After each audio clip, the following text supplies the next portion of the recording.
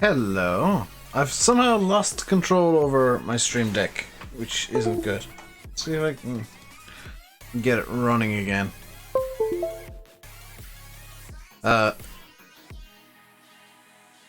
Why is it showing me that screen? Has the software stopped?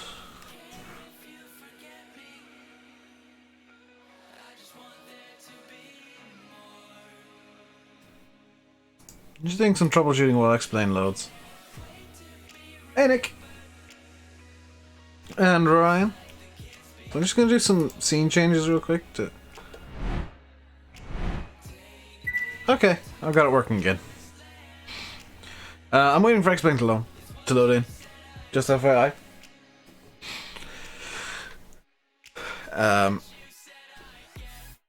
As you can see from the thumbnail, hopefully, we're going to be flying something a bit colourful today.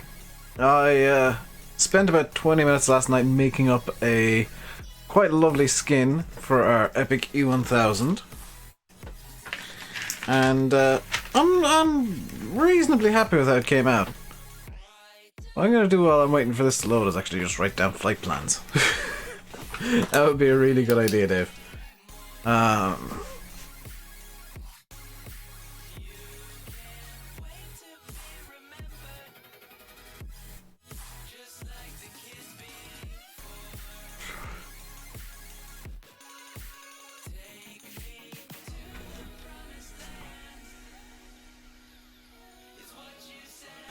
Just so that I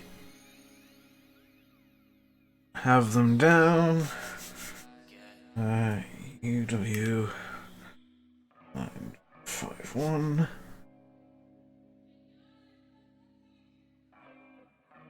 There we go. New flight. Gajahoon. In the world tour livery. Customized to the real world date and time. Do I have Active Sky open? I do. Fantastic. Let's check chat. Hello, Greek dude. How you doing today? I'm just creating some flight plans, so apologies if I'm a bit distant at the moment. I don't know what flight level we'll go for. DNA to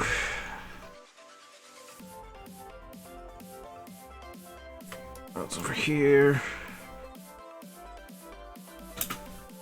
FSGL. What?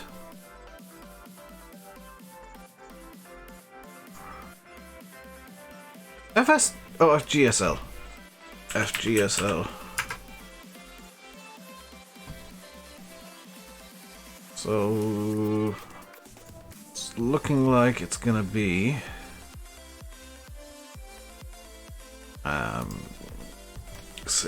C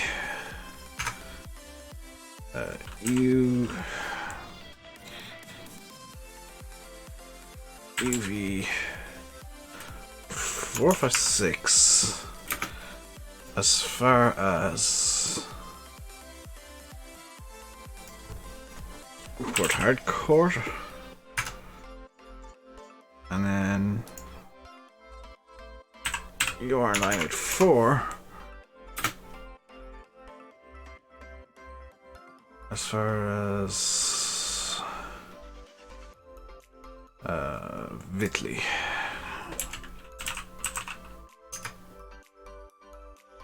And then direct. So let's get the second move down.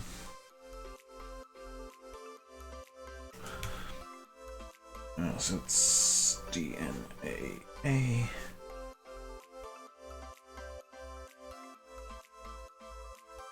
Direct UV 56 to that UR 94 Whitley FGSL. Fantastic. Now I can read chat tomorrow. Hey, gaming guitar guy. So that is actually a time saver, believe it or not. Me writing down by hand and hand generating the flight plans. Because SimBrief doesn't work with the Epic E1000. Which is wonderful and not at all infuriating and frustrating. Because I would love to just click a button and have a flight plan ready. But no, that's not the way that SimBrief wants to work with the E1000.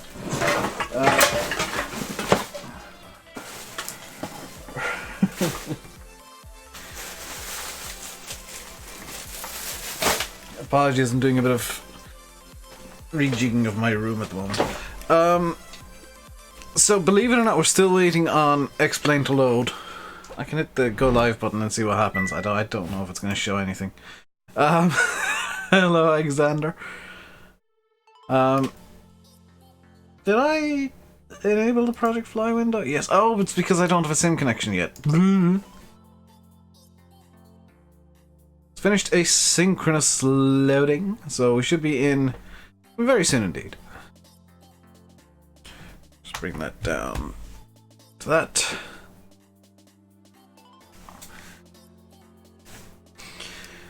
And yeah, the plan for today is we're taking off from Benin, Gijun Airport. We're heading to the capital of Nigeria, which is not Lagos.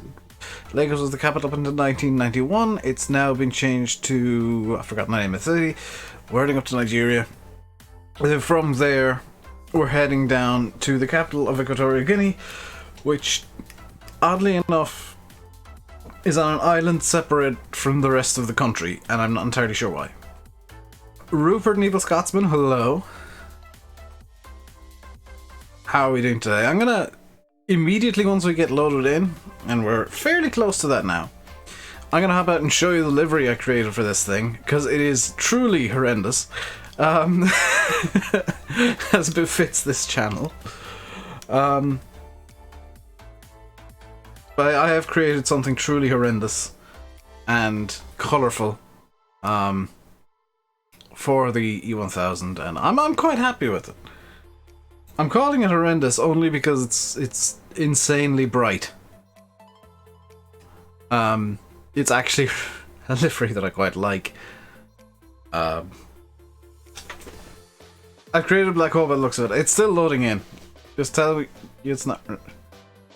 I mean, I could Greek dude, but I would be lying to you. I checked the weather. I checked the weather before I started the stream. I checked the weather forecast for the route, and we're not gonna have very nice weather, unfortunately. It's gonna be thank you, Plane, for opening some beer, apparently. It's gonna be quite stormy again.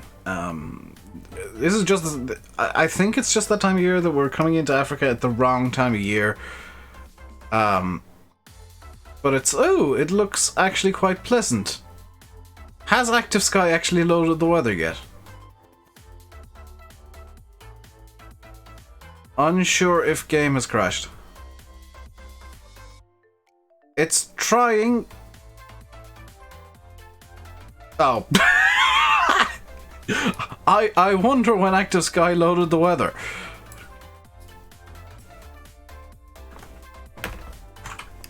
In any case, let's put this down there. Ooh. Okay, let's put this down there so that it won't fall off. And let's have a look at this beautifully white and... yes, livery that I created. This is my masterpiece.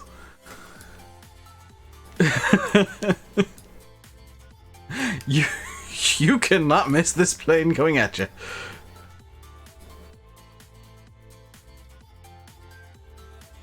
So as you can see, it's got the rainbow motif going throughout. If you remember the last time I flew the E1000 out of a German-looking plane, I basically stole the idea from that. I stole the basic layout from that, so I've swapped out the German flags for rainbows. And the wingtips are both rainbows, as are the tips of the tailplane. So I'm quite happy with how wonderfully ridiculous this plane looks. Like, I'm not gonna lie, it does look ridiculous and I quite like it. But we need to get this thing ready to fly, don't we? Take off the flags and chocks, get it door closed, and get this thing loaded up with as much fuel as we can get in. Hopefully that's a lot. Oh, this is significantly more fuel than I was fearing. Okay, that's fine. 328 gallons of fuel should see us this entire route. Let's get fly with low macros gone, please. Not using FS economy. I need to log into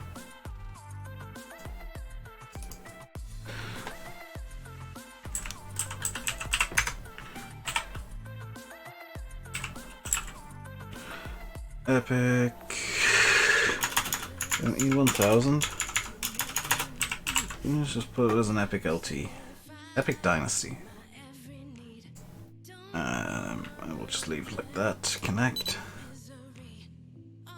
And our flight plan, which I'll need to put in here. True airspeed is going to be probably about 300 knots. We are slant Lima. You guys can't see this. Still have a rudimentary TCAS. Departure airport is DBBB. Departure time is going to be about 16:30. Cruising altitude will go for 20,000 feet. And our route is written down here. Can I just prop this up? Oh, I can. Direct Pocto.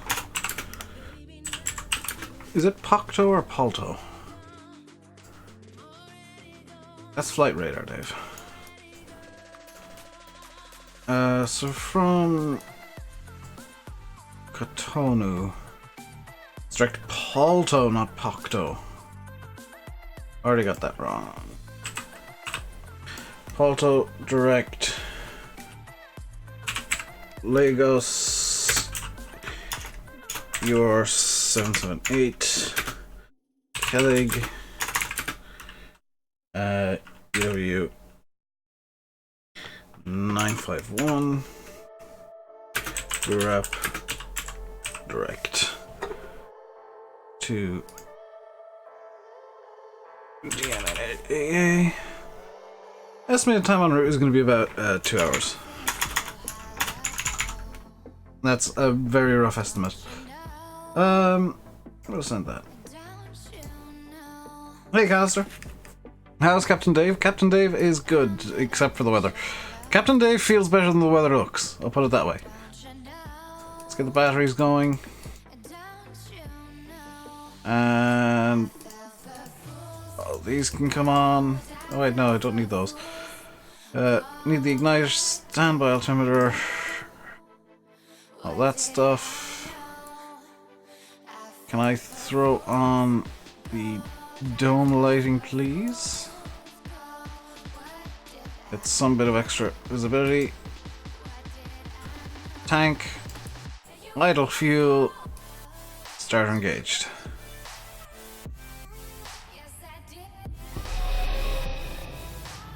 Our cruising altitude is going to be 20,000. And we can put in check engine. Yes, thank you.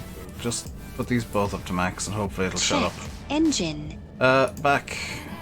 Autopilot. No. Back. Check Let's engine. map. Flight plan. Insert waypoint. Halto. Oh, it won't work the way that I wanted it to. Maybe I will actually, if I unpause and just go like that. Palto.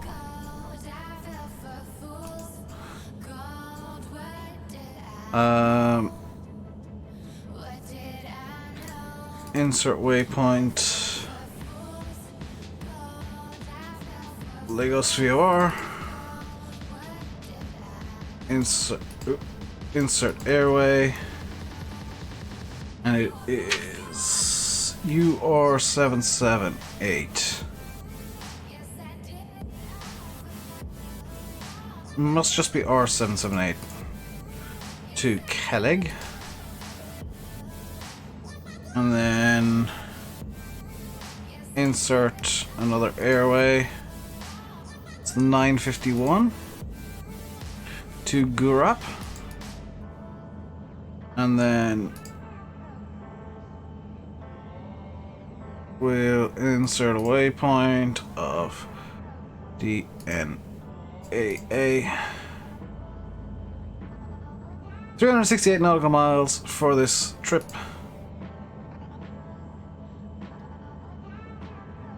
Map menu, TCAS weather, yes, perfect.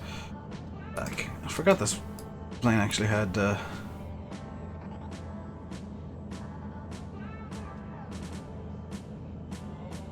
map, flight plan close now. Actually, plan. Yeah, no. Flight plan can open again. And can I just go direct to this waypoint? Okay. There we go. If I now zoom out, you can very roughly see that we'll be flying in a direction.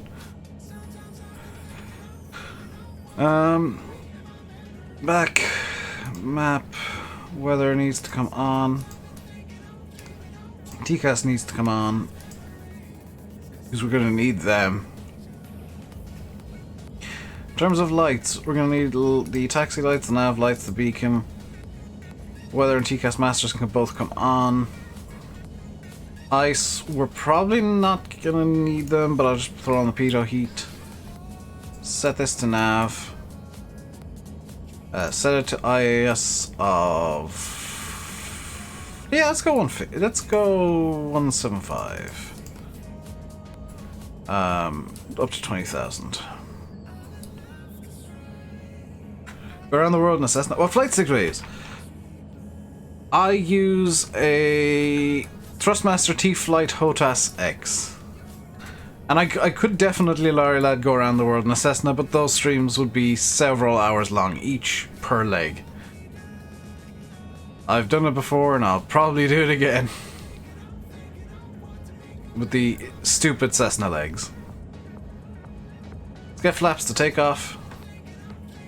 Hey Jim Bob. And I completely neglected to grab the weather, so we'll just grab it here real quick.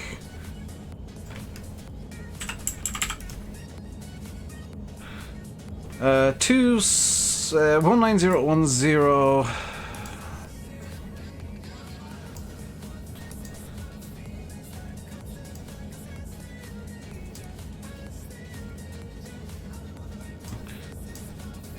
This is multitasking at pod. So we'll be taking off runway 24. And the QNH is 1009.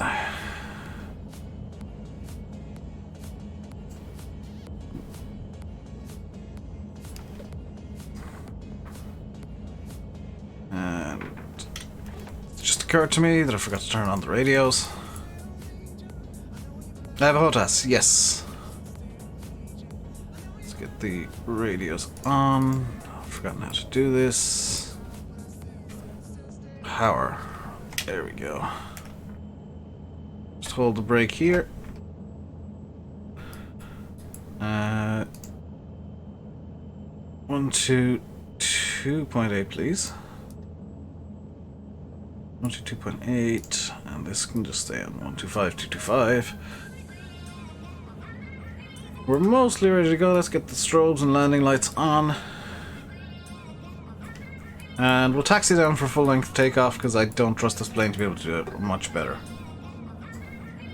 Hey, Strike Snipe. Working the paramedic. Night shift life. Oh, fun. Hey, MJ. Nothing says fun like night shifts.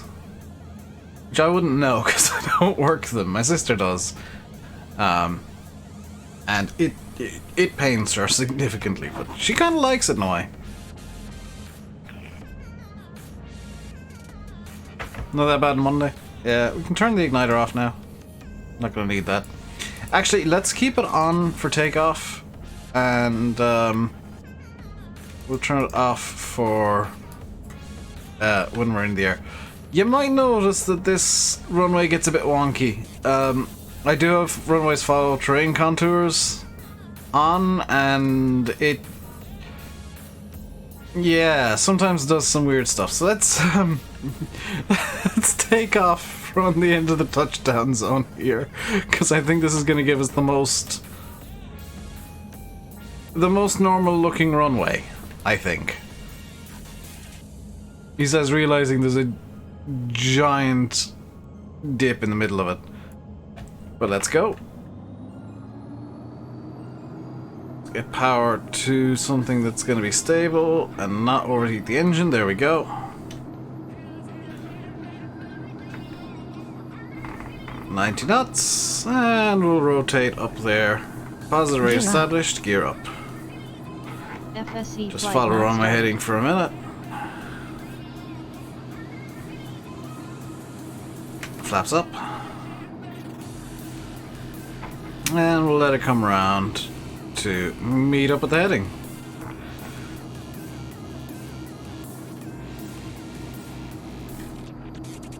Tuesdays is 2:21 AM. You're in Australia.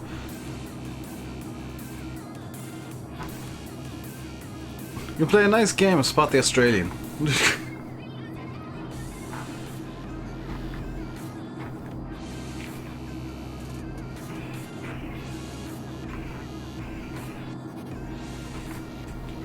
So I do have, as you can see, ortho.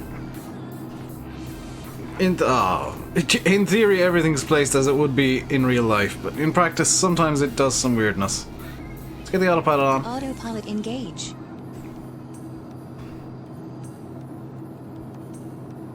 Gonna set standard in a few moments. Once we're through about 5,000, we'll set standard on our QNH here. And we're gonna cruise it to 20,000 feet.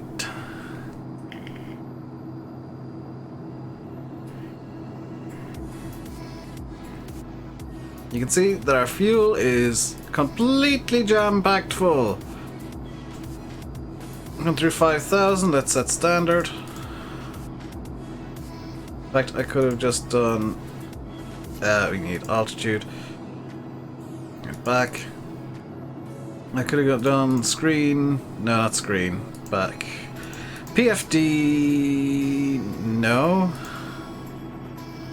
Tools. Timer. Back. Set up. No, there's a thing that...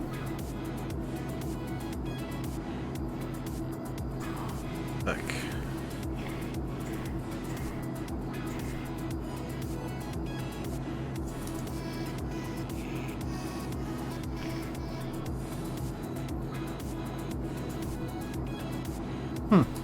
Okay.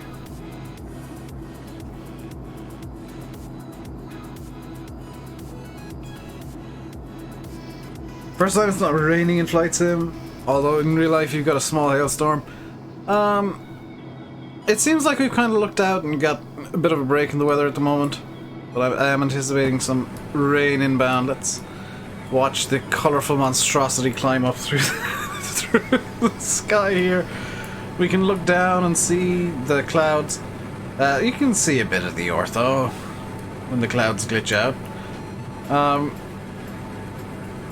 There's the coastline there along the south, and luckily no sky clouds visible, or ground clouds visible. Sky clouds very visible, ground clouds not so much.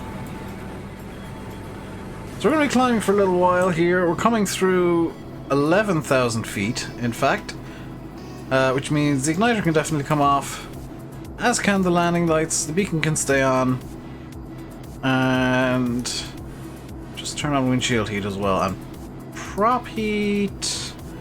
Does prop heat need to come on? Where's the temperature? Is it being displayed anywhere? Got a 1 knot crosswind, so that's not an issue.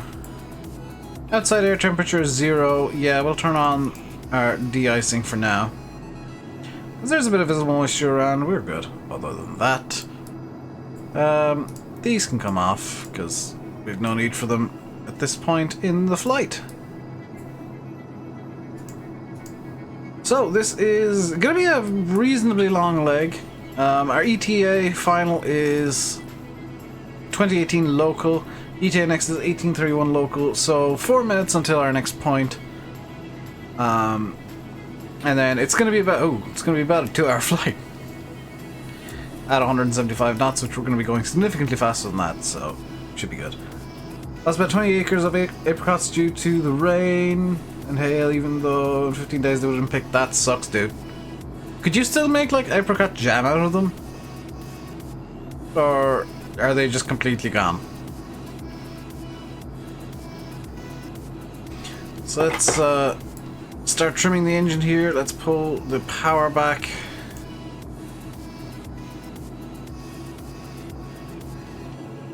Let's get that engine temperature nice. That's what's going to be our limiting factor right now. The fuel flow back. Don't want to idle out the fuel flow. And we'll just pull the engine back until all 4 are in green. There we go. That's going to be our climb and cruise power for this flight. TCAS is on, weather is on. We should be able to see any problems before they happen. Just realized that I brought the range ring the wrong way. There we go. Got 60 nautical mile range, visibility there. Map menu. Items. Just turn all these off. Don't need them. Infos. That's all fine. Weather's on. TCAS is on. We're good. There's some weather up ahead. About 30 miles out to the left. And we're going to fly a small bit through that. Very small bit. We're just going to catch it. Slightly. Hey, Salarizo. See a strike snipe. 12 minutes on the ground, so it's just fertilizer for the soil. That sucks, dude. We have a 3 knot crosswind and a whole buttload of headwind, unfortunately. It's going to slow us down slightly. We got a 22 knot wind with the 3 knot crosswind element. That sucks.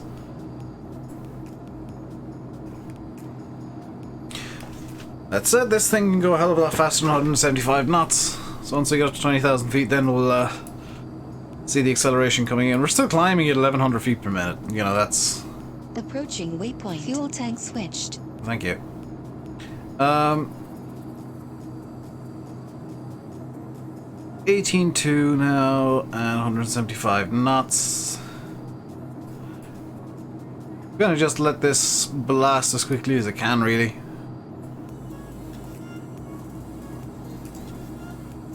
And on... Oh! We might, if we're lucky, be able to see a Boeing 737. If we get there fast enough. Let's go out of the plane here and have a look down on the ground to see ground clouds. Oh, thanks. Thanks, Ortho. Those are clouds that are on the ground. La-di-da-di-da-di-da-di-da-di-da-di-da.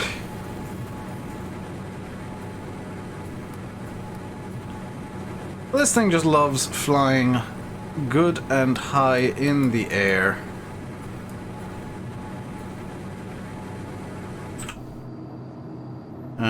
and almost at 20,000 feet now.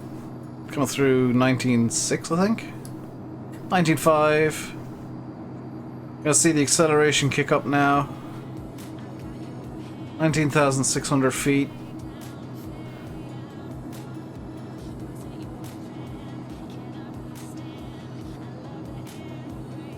Going 175 knots indicated, which is actually 241 knots true, 222 across the ground. So we got about 20 knot headwind, 22 knot headwind.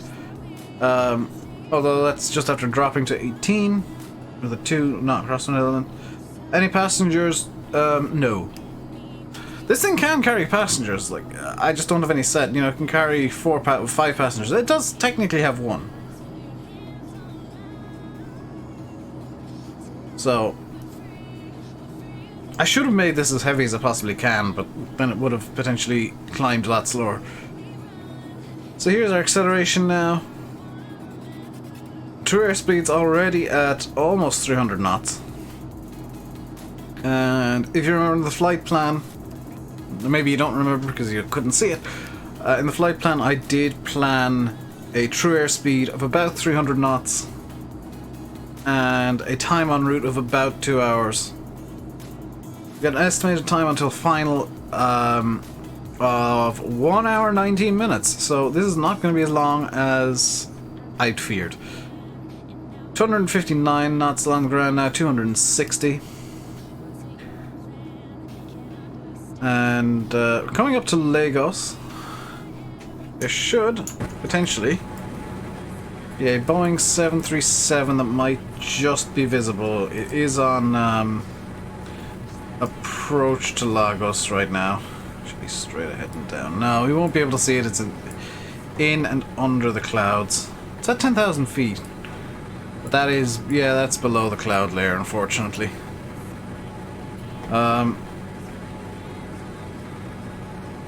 Which kind of sucks.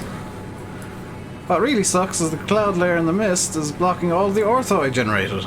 So I wasted a lot of time again. It's just my luck. Go to the trouble of generating ortho for these 2 legs and then cloud cover kills it. Looks like I've hit a unicorn. Yes. In fact, that is the Boeing 737 right there, 9,800 feet below us. Irish farmer wanting a pillow for C2A. I'm pretty sure.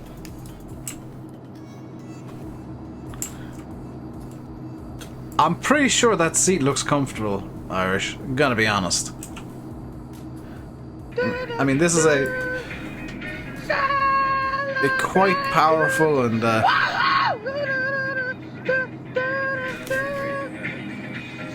quite nice plane, in fact. 737 is over 10,000 feet below us now, so it's not showing up as an issue on TCAS. 20 miles ahead. 15 miles ahead, in fact. And descending, we're going to actually be passing a jet in a moment. Because we're cruising at a true airspeed of exactly 300 knots. As I kind of randomly guessed. Or Mach 0.48. There's 737, it's 10 miles ahead of us now, and it's on the ground. Or it should be, not on the ground, but nearing the ground. At a rate of a few hundred feet per minute. Yeah, it's descending. It's at 9,400 feet. We're at 20,000, so it's, let's see if we can spot it. My odds are low, but there is potential, and we're going to be basically flying directly overhead the 7-3. No, the clouds are just going to completely block it out, aren't they? That kind of sucks, because I would have liked to see a 737 today. Oh well. Let's just continue on and hope that everything behaves.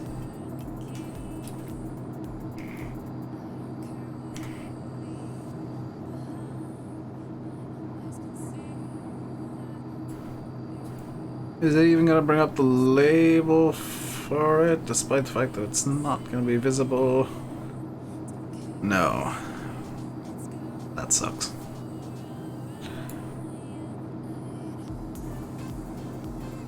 But this is some of the best weather we've got so far in Africa. Definitely the best weather we've seen in the last few weeks of flying. We're actually kind of flying in between storm cells today. If I look at windy maps, we got a giant storm cell that's basically going from just east of Accra in Ghana up to Conakry, and then on the far side it's halfway into Nigeria. It's covering almost the entirety of Ghana, a good 2/3 of Burkina Faso, the northern quarter or fifth of the Ivory Coast, and pretty much all of Guinea, as well as most of Sierra Leone, and a decent chunk of Niger, and about half of Nigeria. Now, on the other side is where we're going to reach problems. Once we get out of Abuja, we're going to run into problems, because there is a second gigantostorm. Holy cow, that's big. That's covering the entirety of Cameroon, the entirety of whatever country that is that doesn't have a label for some reason. Why does this country not have a label? I don't know. There's a country that doesn't have a label. The bottom half of Chad, pretty much all of the Congos. That's a huge storm. What are the winds looking like over here? Quite strong. Like in Abuja, we'll be expecting another week actually. Where's Abuja gone? In Abuja, we'll be expecting about a 3-knot wind from the south, with cloud base at approximately. No cloud base. Oh wait, no, that's Abuja. Cloud base at approximately 5,000 feet. Yearning PF is Glasgow to Amsterdam in a 737. Presumably the 738 1174.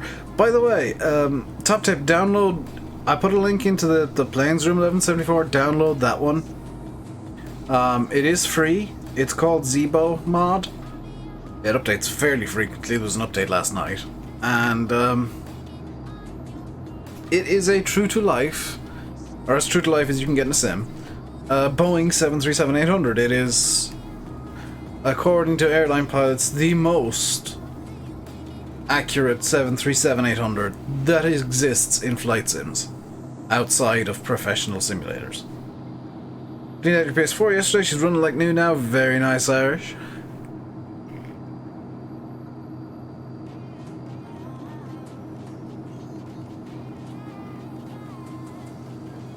Hey Mikey, how you doing? So we got about an hour left in this flight already. I was anticipating it being close to double this length, so that's a pleasant surprise. 10-knot crosswind, 19-knot headwind. It's going to be about a 9-10 knot headwind element itself. It's actually close to 14 knots. Too bad playing a bit of ETS2. How am I? I'm pretty good. I get to play a game that I really, really enjoy and that I find so very relaxing. And that I can talk about very easily. There's always something I can talk about. There's you might see it just at the edge there. There's the edge of the storm there. That is a gigantic storm. It's not actually all visible, but it continues off over in this direction for several hundred miles. Farming man, hello. This is gigantic. If you go onto Windy Maps, which is a really good resource, you can see just how big that storm is. And it is a full-on thunderstorm, so we might get some thunder and lightning visible as we fly northeast here. We're actually flying directly northeast. That's kind of impressive. If it's a Steam account, can you download the same game again to use on a different computer? Yes.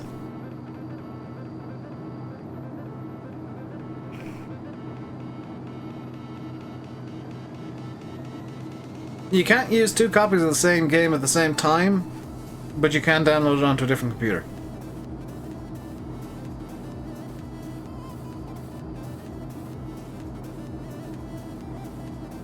Let's get the music some bit louder. It's feeling a bit quiet.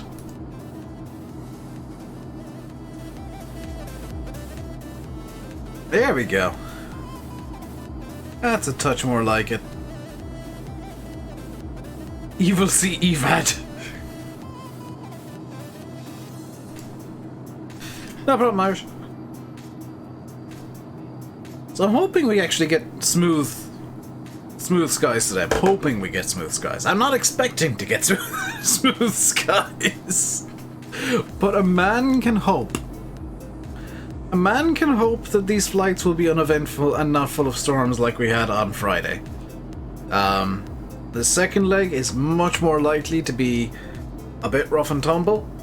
In fact, I would say it's almost guaranteed to be rough and tumble and a bit interesting. This first leg should be relatively smooth. We are really only going through kind of the tail of a storm and skirting it, so we shouldn't get too much of an issue. In the second leg we will be going directly through it because I don't want to divert around it because it's several hundred miles of a diversion. 223 knots indicated. I wonder if I can push this a bit higher. So let's just bring the prop down to get a bit more torque. Now let's bring it down. Let's bring the prop up and get a bit more RPM.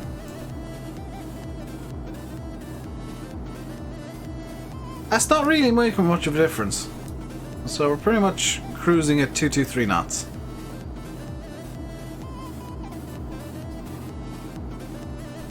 I want to change the heading bug here. In fact, I can change it to 048.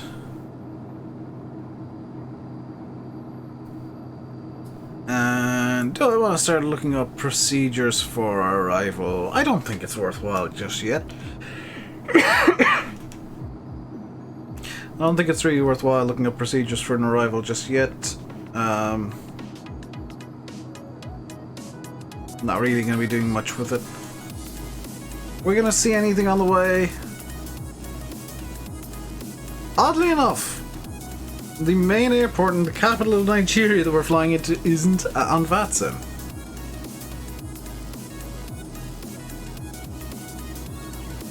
That's interesting. Nor is the airport we're flying to in Equatorial Guinea. What the hell?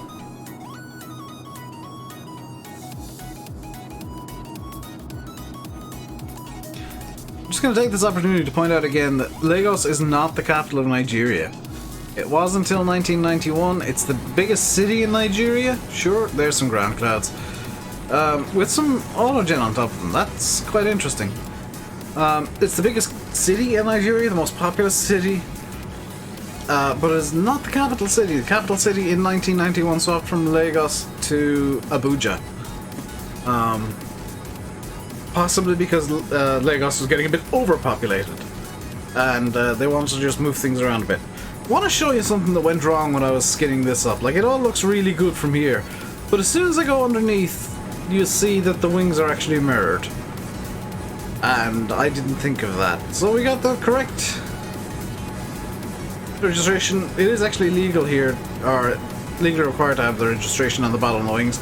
Unfortunately, you can see that it mirrored on one of them, which isn't technically correct, but I did my best. And they looked relatively good.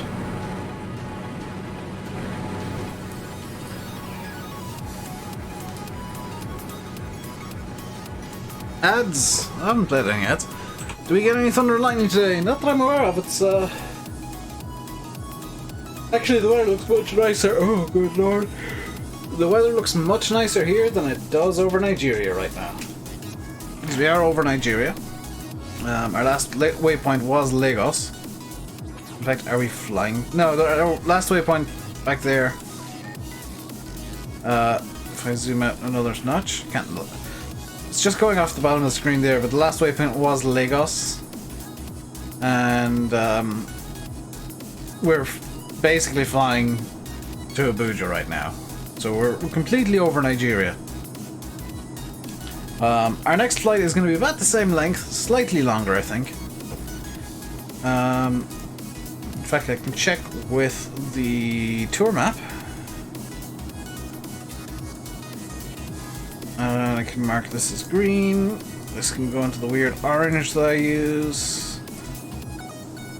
And the next leg is 606 kilometers. This leg is direct 616. Yeah, they're pretty much equidistant legs. And using the E1000, it just gives us a nice, good high speed to fly it. Got a bit of cloud cover going on here. What's our outside air temperature? Is it minus 20?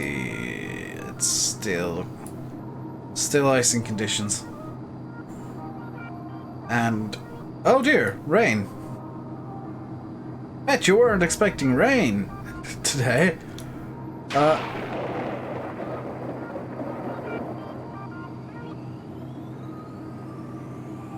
Well, as you can see, we are in fact flying through a thunderstorm. We're only flying through the green bit, so that's fine. The yellow I'd be a bit more concerned about, but this is perfectly fine. PC reason up to the game as is, gonna order a new one shortly. Yeah, Zebo, I'll be honest, 1174, you're gonna want to watch Flight Deck to Sim. He is a real world 737 captain, as he is now. He was just a first officer and simulator trainer, simulator instructor. He has now been promoted to captain, and he will walk you through every single step of any flight. He was streaming last night as I was flying Zebo, coincidentally, and I chose a random flight and put on Flight Deck to Sim. We flew past each other on VATSIM. So that was kind of cool. That was different and unique.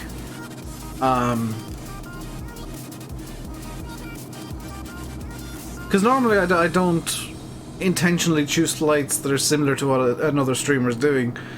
Because I don't want to get caught in a million planes worth of traffic. If I know Captain Canada is doing a flight, I will go as far away from that as I can. Because I don't want to get caught up in stream traffic. Same if Chewy94 is doing a flight, or if any big streamer, even Matt Davis, if they're doing flights, I'll try and avoid it for now, because I'm not confident at all with ATC.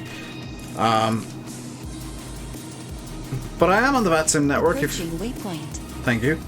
If you have VATS by anything, look up Golf Romeo Delta Whiskey Tango. You'll find me and see my real name. Ooh, that I don't really keep too much of a secret anymore, but meh.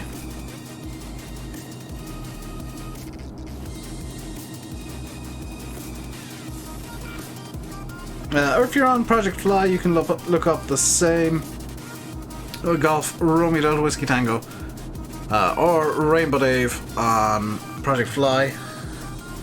Probably one of the very few planes over Nigeria currently. If you're watching Jason Friend, he does some good tutorials. I've never heard of him, but I'm sure he does pretty good tutorials. I just like Flight Deck to Sim myself. He is a real world pilot. He does know what he's doing. Yeah, I'm like one of 5 planes over Nigeria, and one of them is Cessna 172.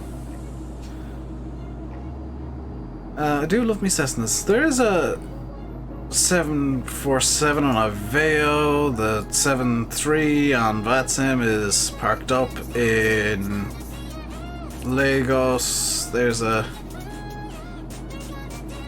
Beta. I don't know what that is. We're doing circuits of Port Harcourt in Nigeria. Cessna's flying from Ajaokuta to Malabo on Aveo. Go walk through the FMC. Flight Deck to Sim will do the same, and he will tell you what everything does. He doesn't just say, do this and this and this and this. He'll say what everything does, why you should do it, what is and isn't strictly necessary. And he'll walk you through the procedures for, granted, his airline, but some real-world airline procedures. To kind of show you what it looks like in the real plane to do these things, which is really nice.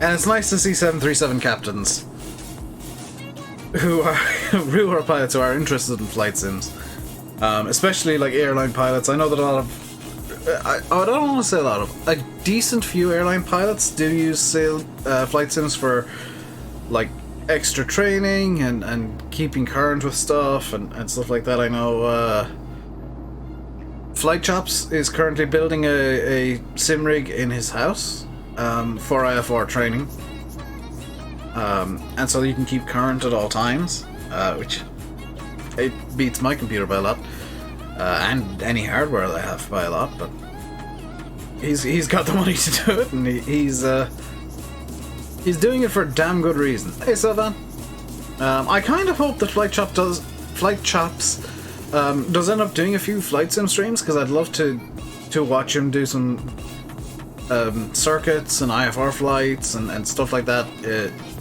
in the sim in real time. He's got a pretty I don't want to say pretty unique way to fly. He's got a unique way of speaking on the radios and a unique way of presenting stuff that I think would be very interesting to see in a live stream format.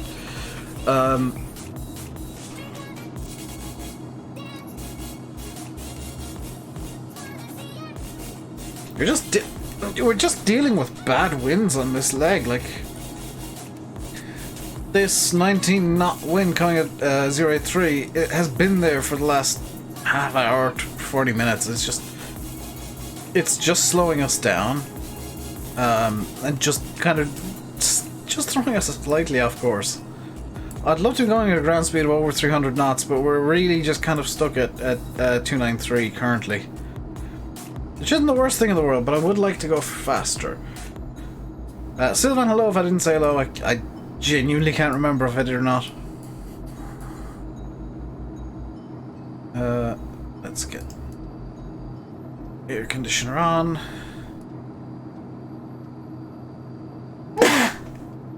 And we're going to want it relatively, yeah, we'll put it there and open the cabin oxygen.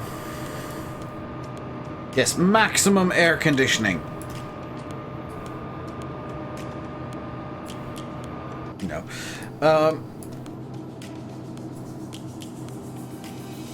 Let's just set the heading bug correctly there. I really like these, as they would be in real life, these touchscreen style displays. They're really super easy to use, like even for the radios. I'm not going to tweak that actually. But I'll say I can, in theory... I don't want to flip frequency. I don't want to flip frequency. Flip back. Okay, let's just ignore all that. So our autopilot's on autopilot flight director. We've got everything set up autopilot wise. It's just leaving the plane basically fly itself. We are at some point gonna want to get an approach programmed in, possibly even an arrival. But for now, we'll just leave it and enjoy the ridiculous colored nature of this plane. The tailplane that doesn't quite match up with the I probably should have made this rainbow slightly smaller or this one slightly bigger, but I'm quite liking how it just kind of stops and then becomes a much smaller rainbow.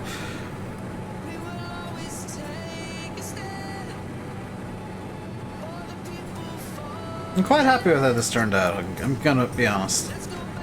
I was a bit afraid that it would look terrible on the plane, but when I loaded in last night I was pleasantly surprised, especially with the tips here. You know, this one looks a bit wonky. Tailplane looks a bit wonky, but the wingtips and the vertical stabilizer I'm quite happy with. Horizontal stabs could do with a bit of work. But I'm too lazy to do that. It is at least definitely my plane. Especially seeing as I put the logo on the tail. I don't know if I pointed that out. I have put my logo on the tail and it kind of just sits there awkwardly.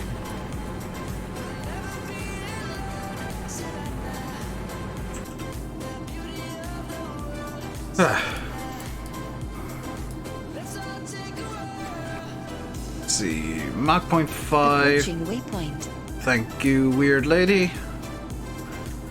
Then we're making a turn to something or other. I'm not entirely sure what heading. It's gonna be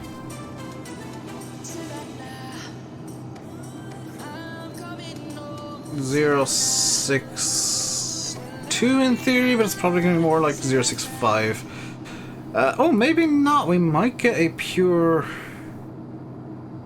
We'll get a more pure headwind. Which isn't ideal, but so be it.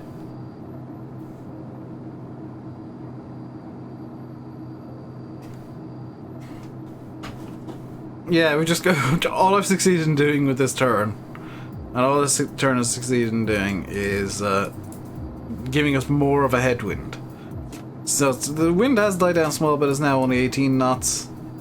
And only a 6-knot crosswind element. And we can finally have a look at the ortho. I've just noticed.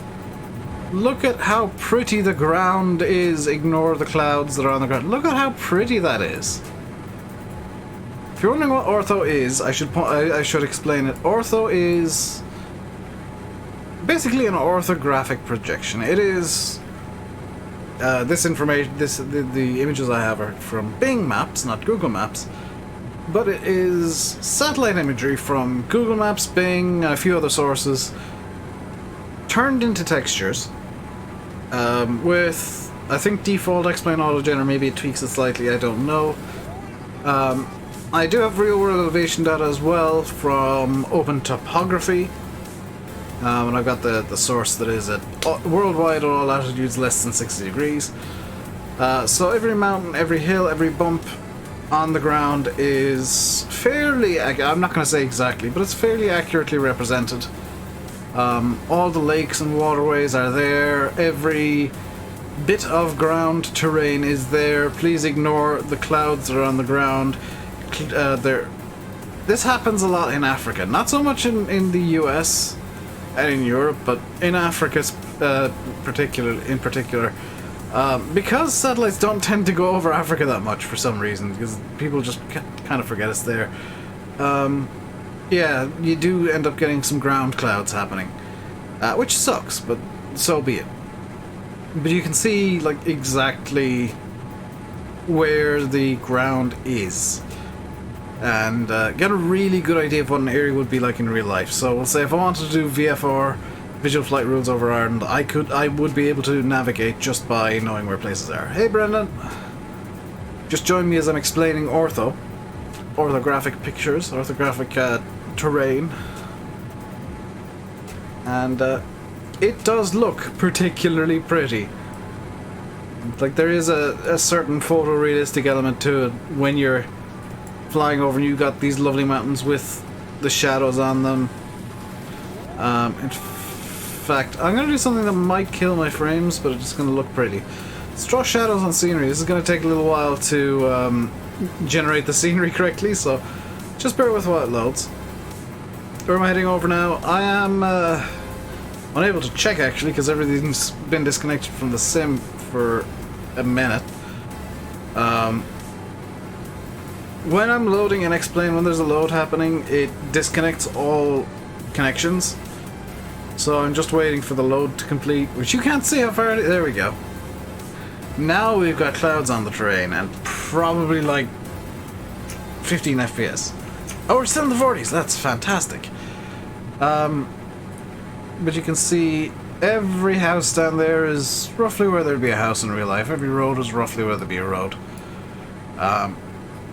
Very roughly, because I'm seeing a lot that it just isn't. after autogenning. Like, there's more houses down there that haven't autogenned. But you can most definitely see there's a lake there that has a weird and wonderful bit of terrain around it. There's some mountains over here, some little hills here. And all the hills and all the mountains and all the ground is where it would be in real life because it's satellite imagery projected into the sim, basically. As for where I'm heading over now exactly, I can tell you now. That's the Cessna. That's not me. I am flying over. Let's have a look at the map. Where am I on this map? So directly below me right now, that is Agba. And directly ahead of me there is... I'm going to butcher all these place names, and I apologize to anybody who might be watching from Nigeria. So that was Agba directly below us. Directly ahead of us is... Ire Ire? I'm not sure. That's Ire Ire place thing. And yeah, now you get now I feel better about generating the ortho. You can actually, oh my god, that's really cool. You see these mountains here? Look at the clouds, the way they're interacting with the mountains and being pushed up by the air currents. That's really cool. I didn't think you could see the cloud here that's being pushed downwards a bit by the air current on the other side of the mountain. And again, here you can see the clouds curving because they're going over a mountain. The air current is pushing up as it goes up the mountain. That's really cool.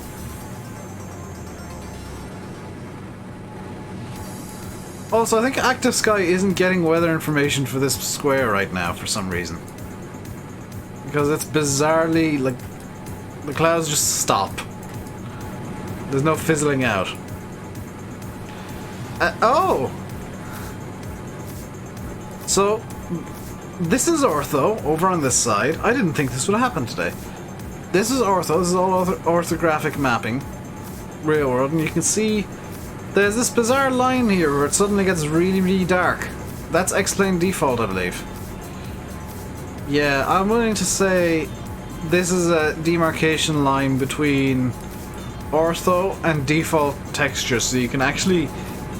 I wasn't anticipating showing this up, but you can see the difference between what happens when you take a bit of time and generate some ortho and what Explain thinks the area looks like.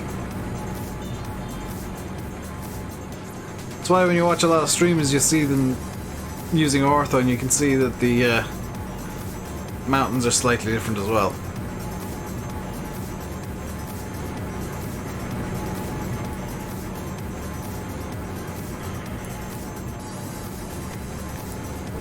I didn't think we'd run out of ortho today, what? Oh no, I see what's happened. I went... Ah, that's annoying. We're actually gonna be... Wait, what? There's... I literally missed one tile. There's more ortho ahead of us. So it's just in this one relatively small area that I didn't have ortho for. I wasn't anticipating the weather to be this nice with the storm forecasts I saw.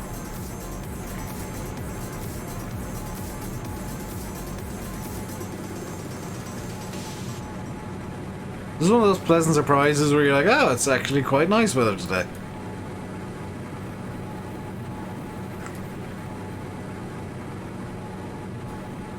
There's our dude.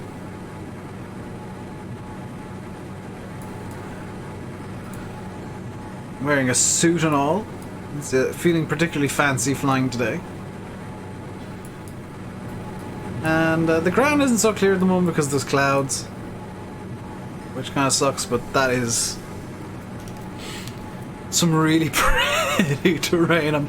I'm looking forward to the US because I can actually get access to some really interesting stuff in the US.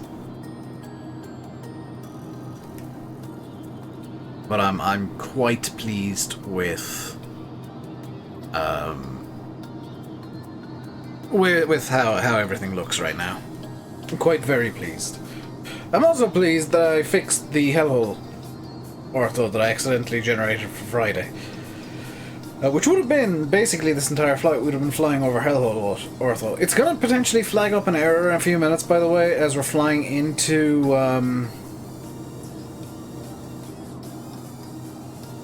as we're flying closer to Abuja, it's going to potentially flag up that I'm missing something. I'm not, but the sim doesn't read it for some reason. Which is interesting.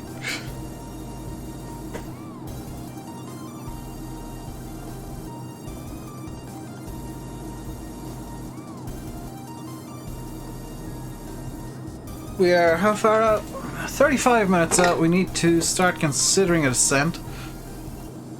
So let's hop into our flight plan again and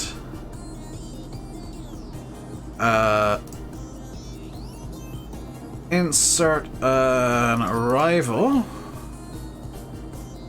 for, and I need to grab weather real quick. I can't grab it from that because it doesn't exist in VATSIM. Let's grab it from Active Sky, Delta November Alpha Alpha.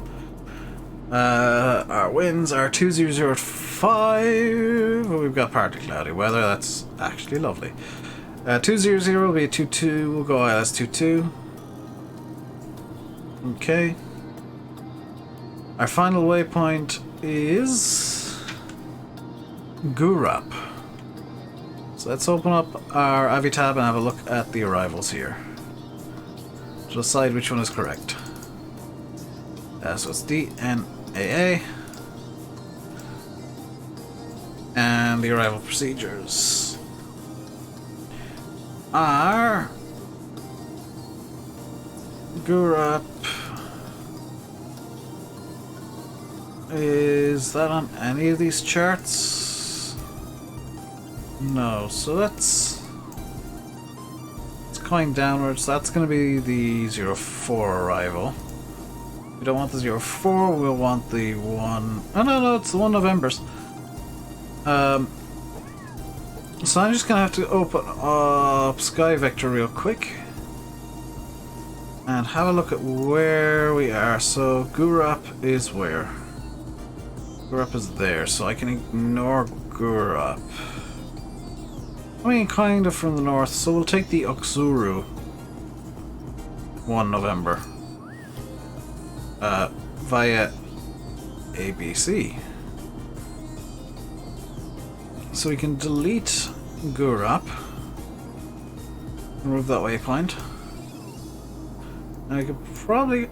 Oh, hang on. Let's, yeah,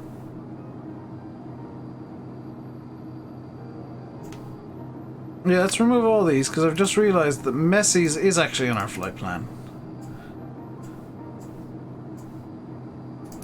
So we can get a much better arrival here. Remove that waypoint. And remove this one, and remove this one, and remove this one, and remove this one, and add a waypoint here to DNAA, and then we'll insert an arrival, and it's going to be for ILS 22. It's going to be the Messi's 1 November ABC. So let's just show you what I'm going to be doing here. So we're going to be flying in. Hey Dima, how you doing? We're flying into Messi's. We'll be then going 49 degrees from Messi's to Alpha Alpha 214, then to 412, 410, then Pocmo at or above 5,000. That's worth knowing.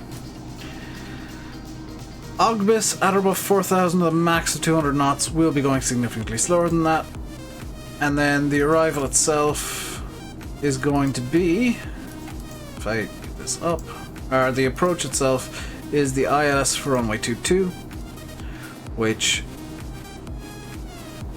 from Ogbis we're actually going to be flying directly over the airport, but I'll overrule it.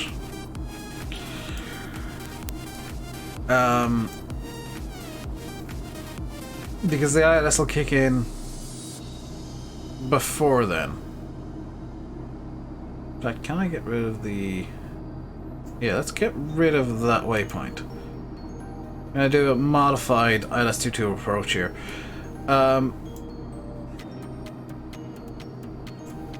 So the ILS begins 3,200 we'll want for the ILS.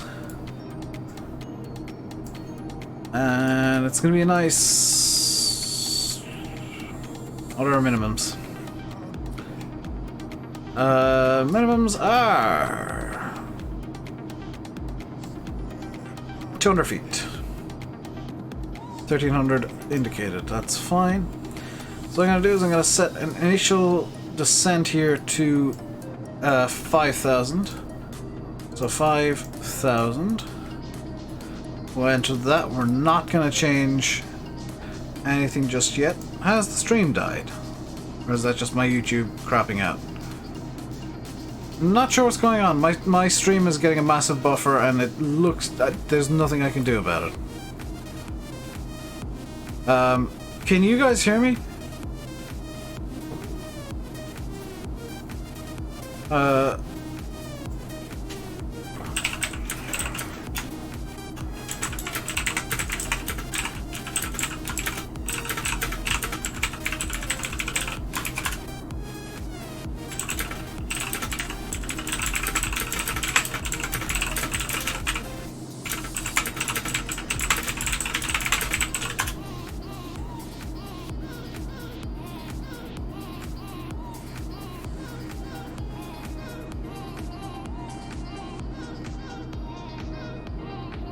Okay, that was just a ridiculously large buffer, apparently. Not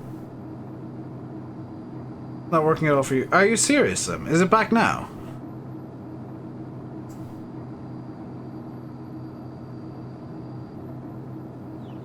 Should be back now. That was YouTube's end. That was the YouTube server crapping out, because of course it was, because YouTube can't do anything for 5 minutes at a time. Are we good now?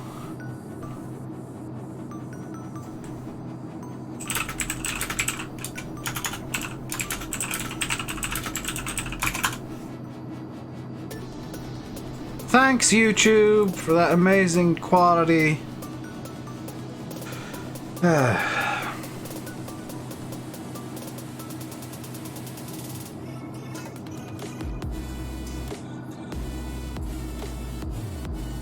Thanks, YouTube servers.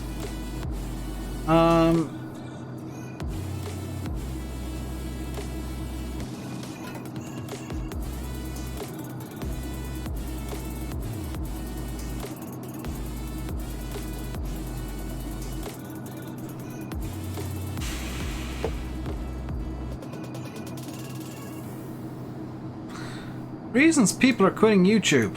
Complete inability to keep a damn server running for more than 5 minutes at a time. Is the stream back now? Or is it still broken?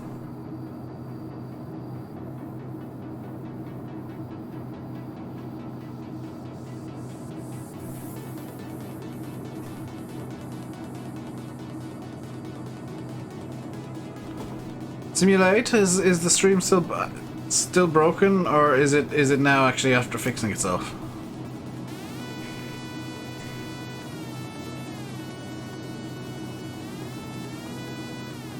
Because if it's still broken, I'll have to swap servers. Fuel tank switched.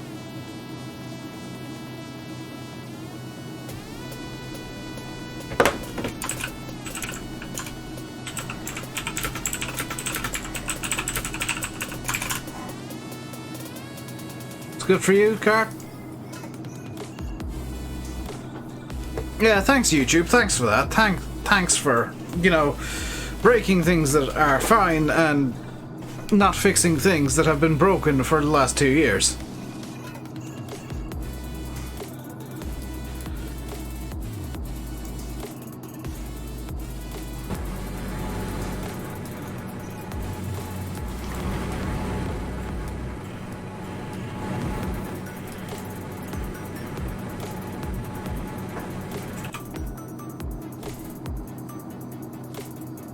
Highest frequency we'll need is... I think we're to nav 1.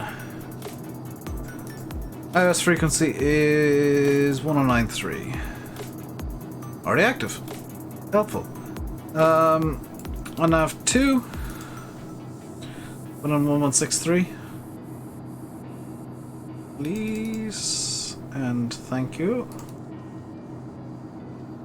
And we'll swap that. It's the Abuja localizer, interestingly.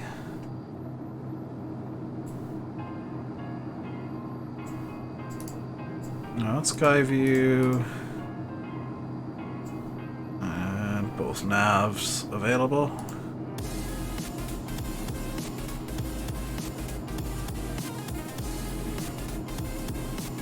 YouTube broke the stream and outs. Okay, that's about right. I can turn off the anti-ice. Actually, that needs to stay on. That can go off. Those are emergencies. That's all good.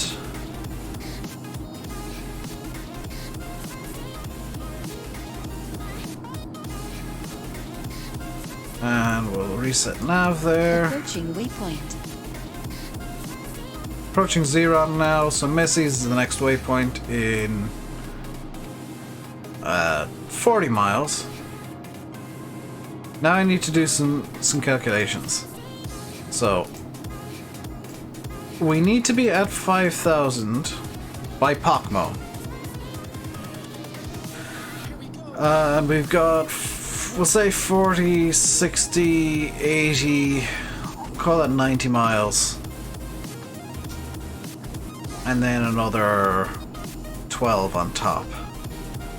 102, and we're dropping 15.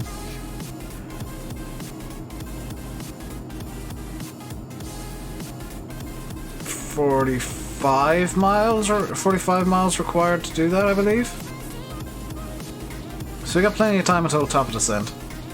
Testing, testing. Hello, simulate. Hello, simulate. Hello, Alexander. You're back. Has YouTube unborked? For once.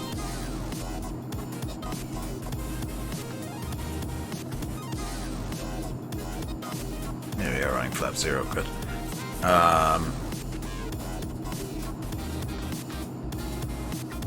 That music is painfully bad. No NCS.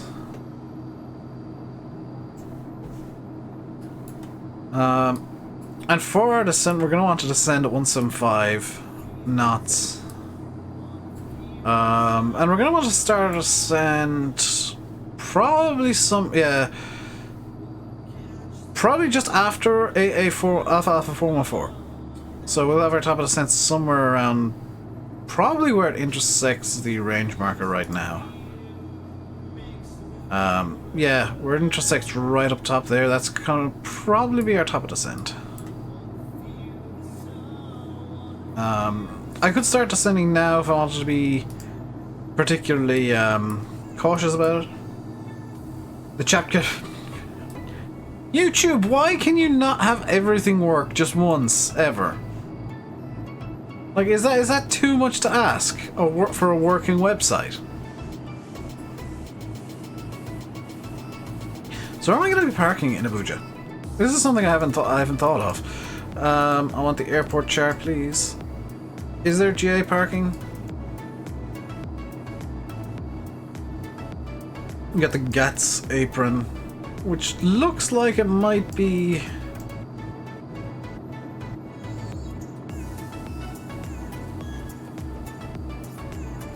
See, I'm not sure. You thought it was something... GG said. Just wanna... Please let this work. Not gonna work. Abuja Airport. Okay, so let's have a look here. So the southern apron here, apron 1 and 2. Here.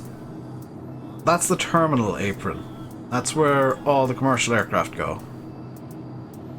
At Nnamdi Ezekwe International Airport in Abuja, which is where we're flying into.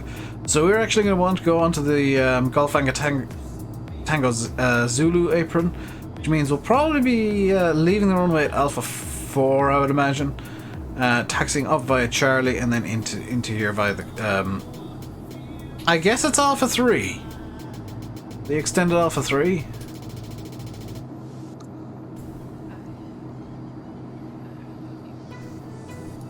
So that's kind of, sort of my approach plan that I've just made up. That's a very rough idea of what I want to do, at least. And now, according to VATSIM, I'm the only plane within about 1,000 miles. But Canary's radar is online, as is Scottish radar. And is all of... I think all... No, just North London Control's online. What's the Americas looking like? Chaotic. Wonderful. I didn't realise it was a bank holiday in the UK today. Why is it a bank holiday in the UK today?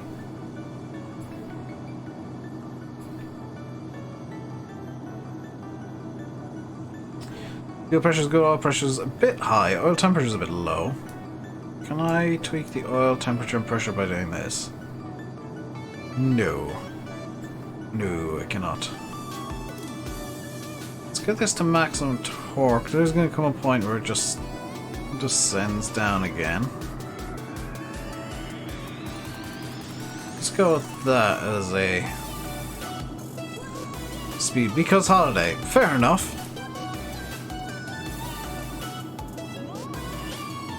Differential pressure is 3.5 pounds per square inch. That is about right for what we're looking for, 20,000 feet. And now the music's too loud. What I wouldn't give for some consistency in the pretzel sounds. So we are how far out from... Haha, 60 miles out from the airport. We need 45 to descend. And our point to descend to is...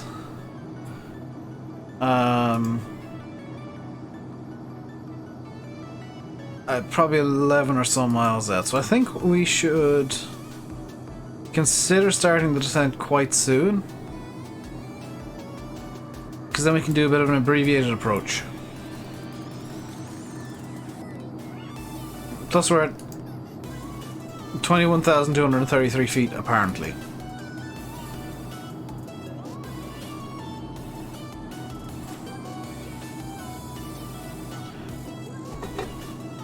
Local altimeter in Abuja is going to be 1010, so we'll have that set momentarily. Is there no standard button on this?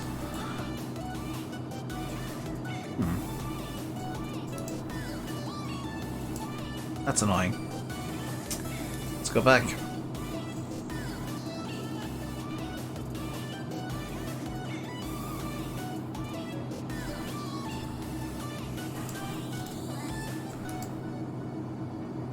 Shouldn't have messed with that. Engine. We put way too much fuel in this. We've still got 1,000 liters of fuel, or 740 kilos. We've still got a ton of fuel, literally, or the better part thereof.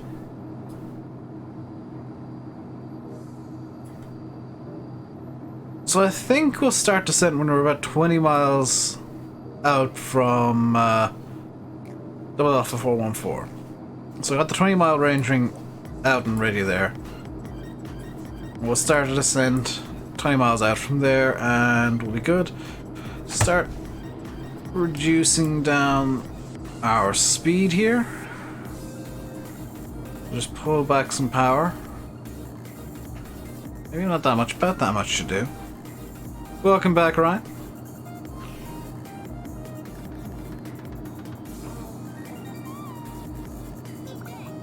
So the plane's gonna hold us The altitude hold 20,000. And we're very shortly going to want to hit IAS to bring us down to number 175 knots. And that's when I'm going to be pulling the power right back to idle. And number 2, getting a descent going.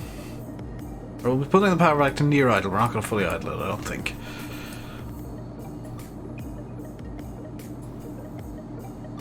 So there's 20 miles, IAS, and pull back the power all the way back. We can get a good descent going from here.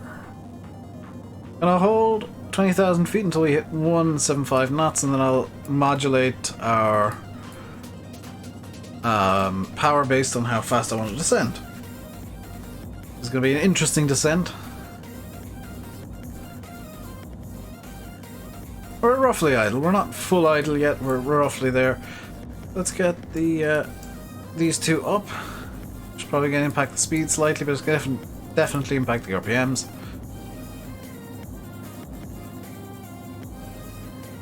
A nice 11 knot crosswind. It's actually going to swap around to being a tailwind at some point, possibly on the ground. So we might get a bit of wind shear going on. There's 175. There's the descent started. And there is some lovely, lovely terrain below us.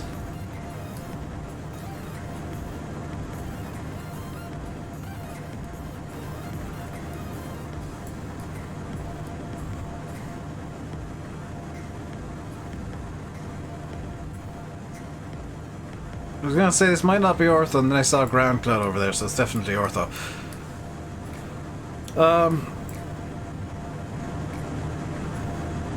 So yeah, we're gonna be descending for the next little while.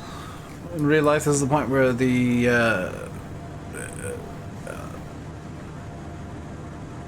seatbelt light would go back on. Actually, most airlines do it about 15,000 feet, but some airlines will do it at the top of the descent and just have to leave it on. We will be in Abuja in approximately 15-20 minutes. Possibly slightly more, because we do need to slow down quite a bit on the descent. 1100 feet per minute is the descent I'm fine with. It's actually really good. I'm going to have to pull back power a bit more as we go down a bit further and the air thickens up. But for now, I'm quite happy with 6-7% torque on the engine. That'll keep us a nice descent rate. You can see it is slowing slightly as we go down through into thicker air. So I will need to pull the descent back into more of an idle. Just pull it back a bit more now.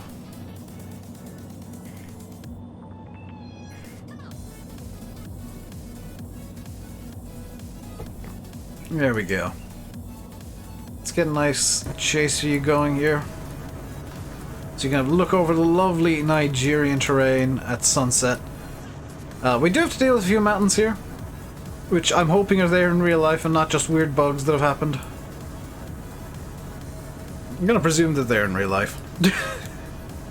I can hope.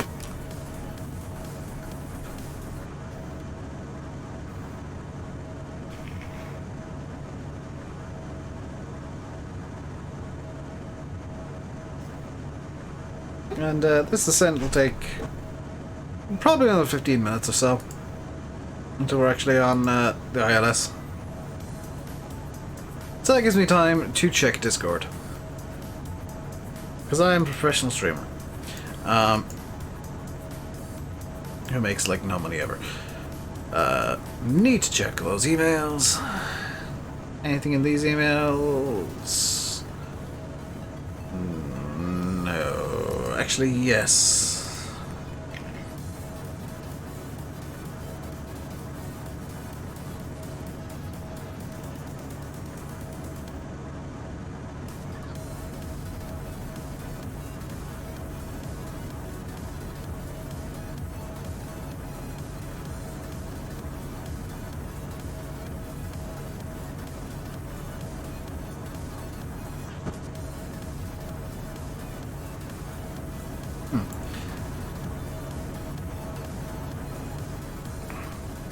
terrain over here is a bit weird, but I kind of like it. Do a bit of a night sky coming through. It is coming up to sunset. Coming into the period where I'm going to have to start... I'm going to do it now.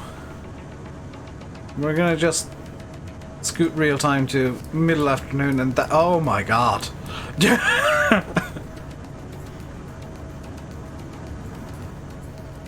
The sudden difference.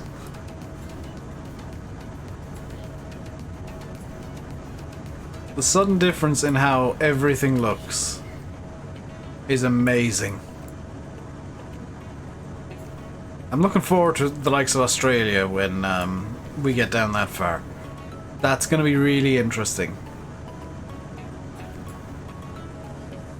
This is why people use orthos, because it looks really damn pretty. Hey, watch. There's some weird blue stuff over there, which I think might be a cloud.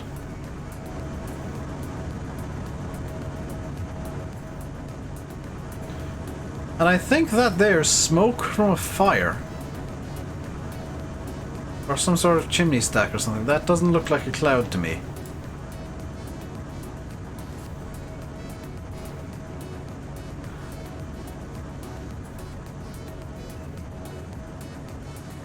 There's a nice little river there.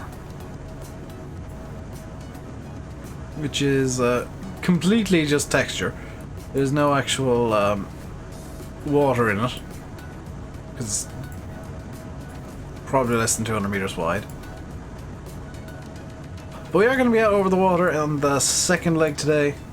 Second leg is going to bring us down to Equatorial Guinea, which for some reason the capital's on an island that belongs to Equatorial Guinea, but is not actually in Equatorial Guinea. So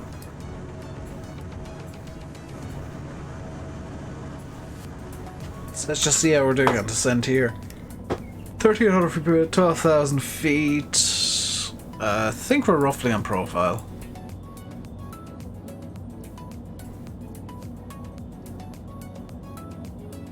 Get yaw damper on here.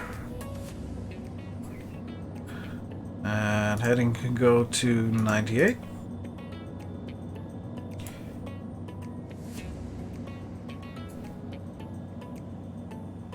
So I'm going to just make it middle afternoon for the remainder of these flights. And once I get back to Europe, I'll make it...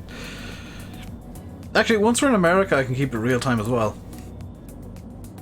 But we're going to be jamming up some of these times. Just to allow for us to have actual daylight in these streams. Because otherwise, once we get down... Once we get over to like Eastern Asia, it's going to be nighttime all the time. And especially in Australia, it's just going to be the middle of the night. That doesn't allow for really nice looking scenery like this. It'll allow for really cheap streams because I would, or really easy streams because I wouldn't need to generate any ortho. But I feel like the ortho adds. The ortho 4XP adds quite a lot to how the streams look because it's just pretty. It's just pretty and gives this awesome. Like, yes, you are definitely flying look to things.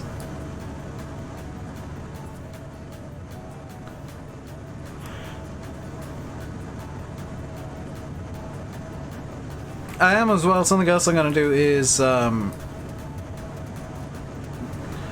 am going to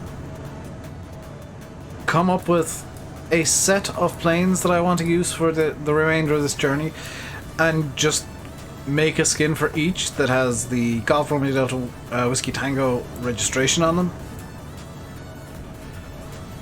And ideally some sort of motif that suits the channel.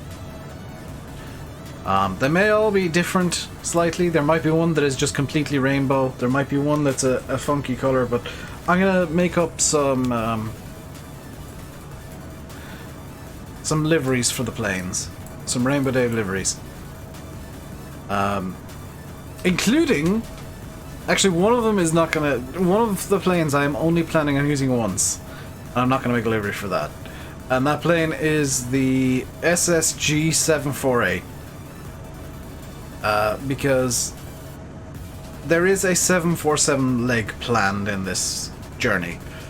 And the 747 leg is one of the shortest because it is a little hop in the Caribbean, just so that I can land a 747 at Princess Juliana International Airport. Because it's just one of these things that everybody in a sim has to do, is land a 747 at Princess Juliana. So I will not have a custom skin for it, but I'll find one that looks particularly weird for the 748. How are we doing on descent? Come through 7,000 feet. We can put a bit of power back in. Slow that descent right down. We're actually below where I'd like to be right now. But we do get some really nice views. Oh, wow. That is really pretty. That is really, really pretty.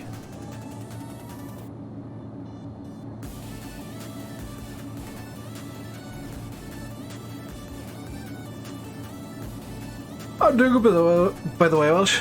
Hope you're doing well as well.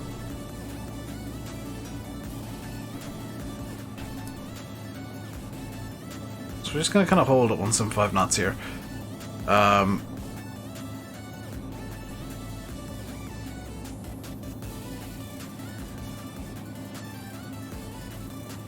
If I go direct Pokmo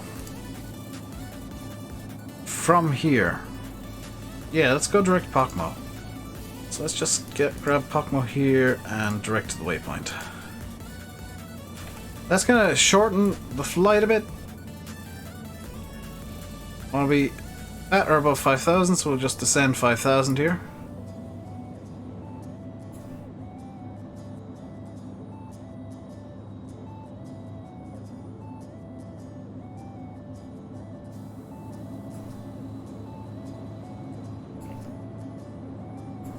Clouds are doing some funkiness.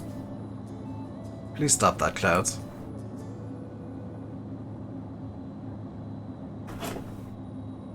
And we're going to aim to land as slow as possible here, because this does have some strange behaviors on landing.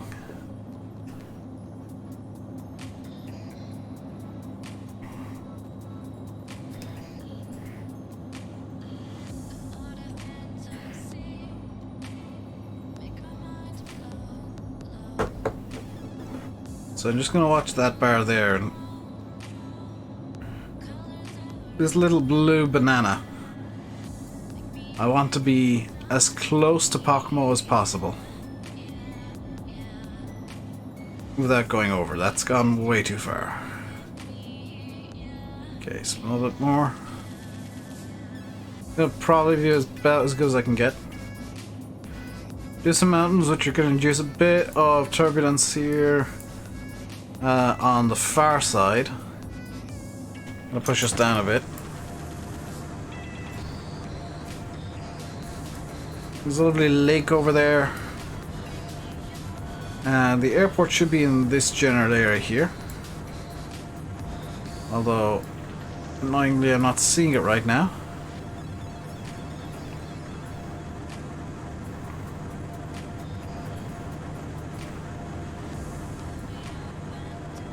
This ortho, by the way, for anybody who has explained his interest in ortho, is zoom level 17.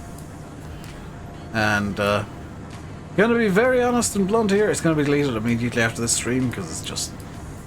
I don't have enough hard drive space to keep this much ortho. Is that the airport over there, I wonder? Wait, where's the airport in relation to us? It's behind us. Ah. Gonna hit 5,000 here, and we can throttle up again in a minute. Like, we can throttle up a small bit now, just to try and get the rounded at the bottom of the descent, rounded out a bit more. Here we go. That should hold us nicely at about 175 knots. Nope, went too fast. It's kind of fine because we need to be 4,000 by Ogbis. So I don't mind going a small bit fast here.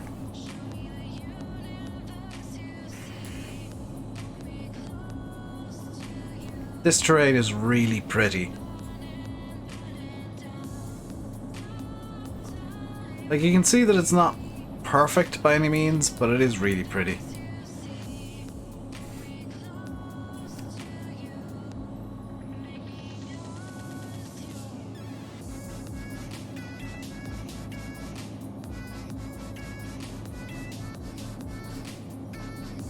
So we're going to be at 5,000, pretty much where we want to be. And our next altitude destination is 4,000. We want to be there by Ogbis. But above 5,000 at Pokmo, so we want to be above 5,000 at this turn here. So let's just bring in a bit more throttle here. Just hold 5,070 feet. And at this point we can put in 1008 as our QNH. No, QNH is not 1008, it's 1010.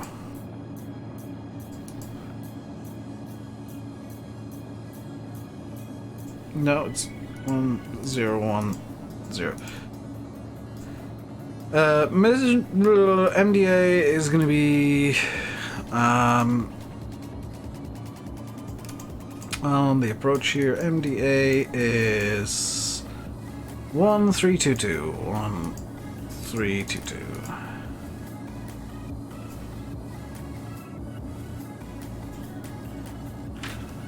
Now we start our ascent to 4,000.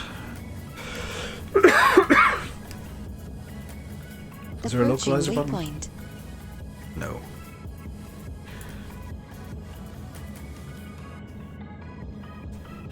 We will very soon want to throw in Loc 1,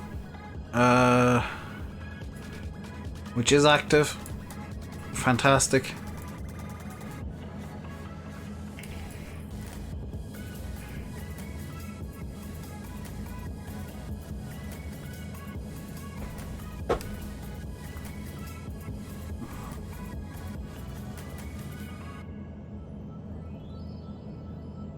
That is some pretty dodgy looking water, in fact.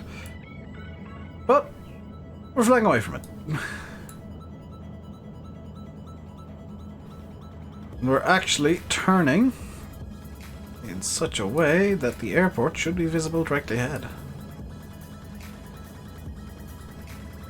So at this point, I now put in Loc 1 and approach mode. Localizer established.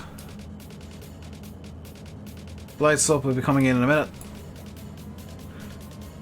And we want more throttle. Our entry to the ILS is 3,200. So 3200. No, 3200. It's going to be our ascent to height.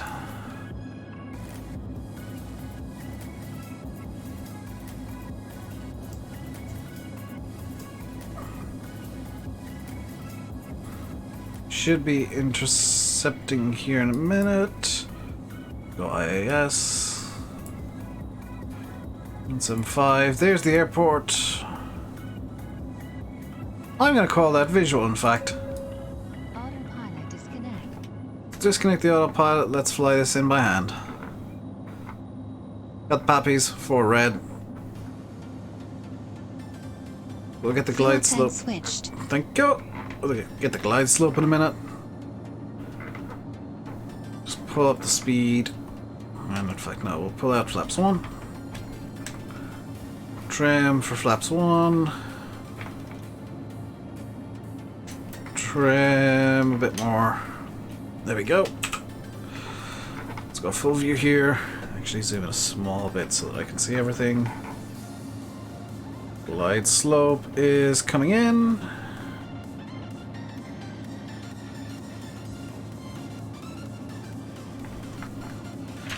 Glide slope is in. Let's pull back the power a bit. Gear down.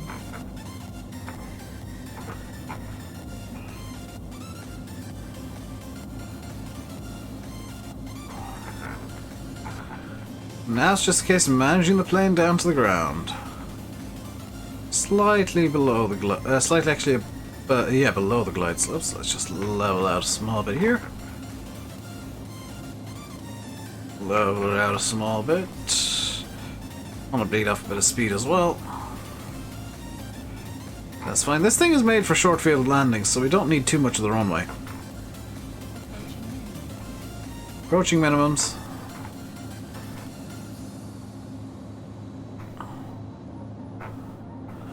Get minimums call in a second. And flaps full. Trim for flaps.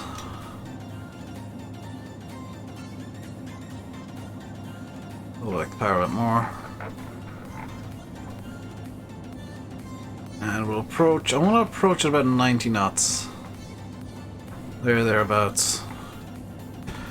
So I'll just set a marker for 90.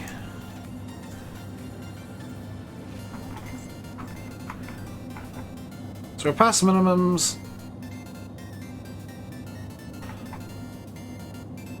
Nope, we're not past minimums. I don't know why I was saying minimums. Approaching waypoint. What was it approaching waypoint it was shouting at me for? You're actually 3 red, so let's just level out a small bit more throttle just to pull the plane right back to where it should be.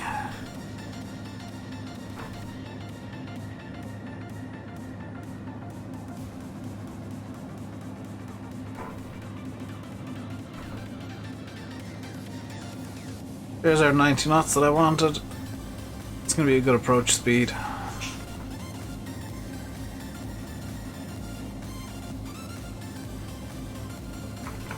And now it's just managing the plane down to the ground.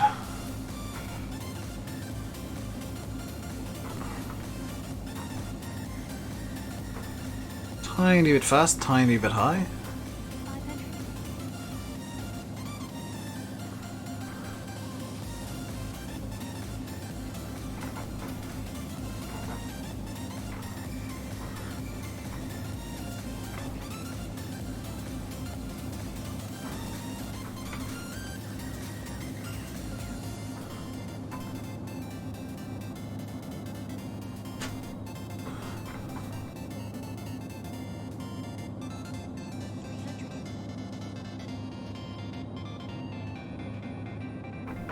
Call minimums here to say continue. 200.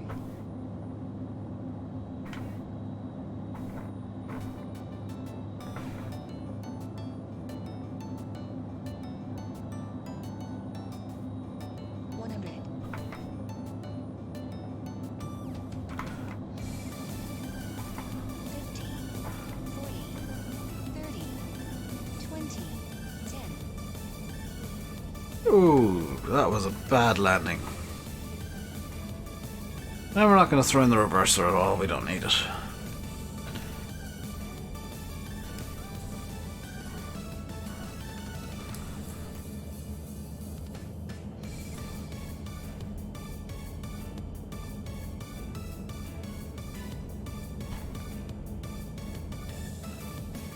So that's everywhere in the airport. I believe that was Alpha. Oh, that was one of the Alphas. Alpha 3, so we're heading up to Alpha 4. Forgot to turn on the landing lights. That's kind of fine. Alpha 4, then a left, and then it is going to be one of the rights along there.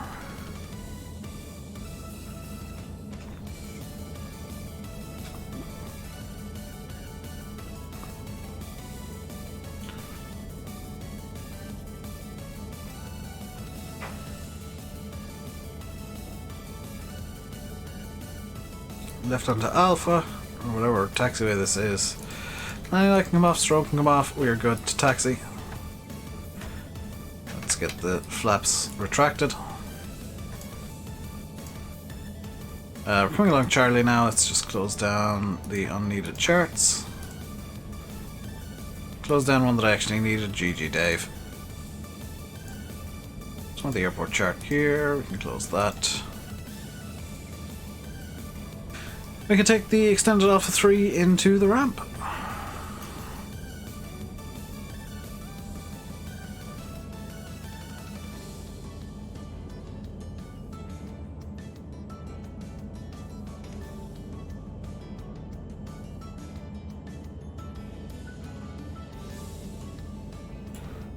there we go. We'll just find a nice parking spot over here then.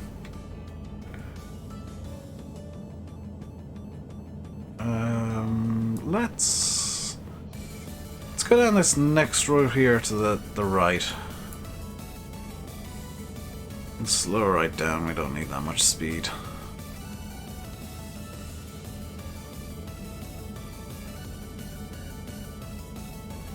Any parking spots marked out? No, let's just go in beside this Learjet or Challenger or whatever this is. I guess it's a Learjet. And we need to hold the brake, cut the power, let the engine die. That is the end of the first leg today. This doesn't have any parking brake, by the way. If you're wondering why I was saying we need to hold the brake and cut the power, I literally can't have this thing stopped without the power off. So that's our first leg donezo. With not a great landing, I will be honest. So complete that, and I just need to create a booking for the next flight. DNAA to FGSL. Manually enter.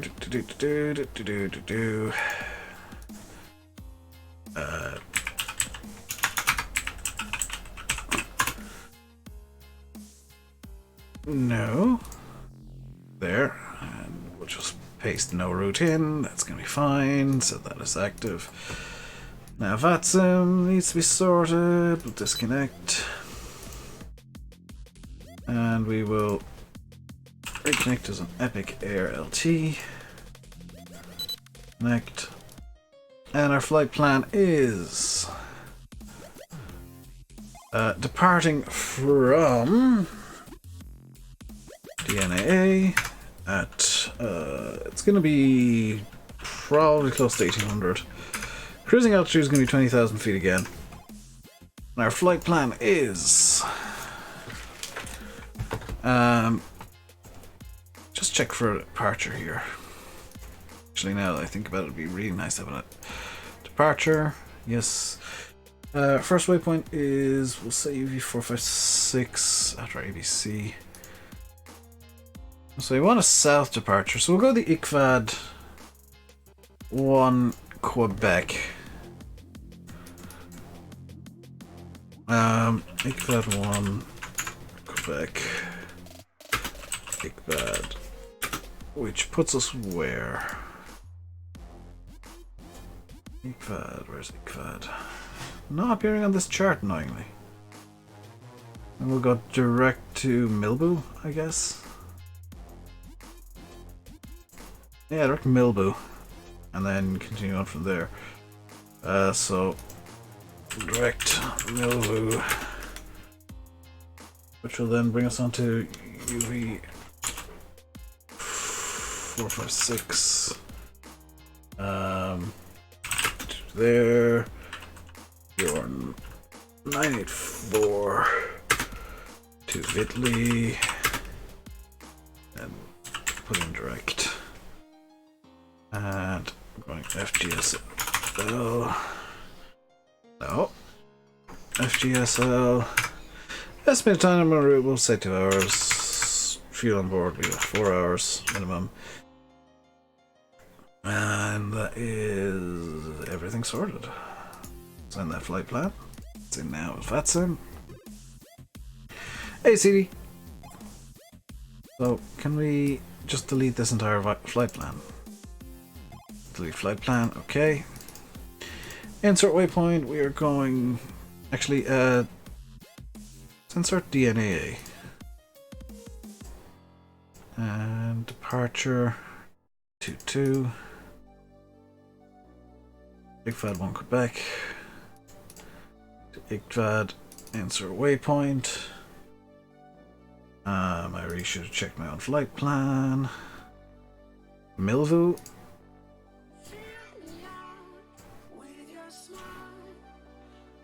Which doesn't exist.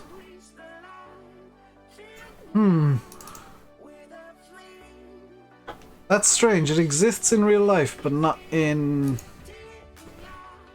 Oh, Milbu. That's why.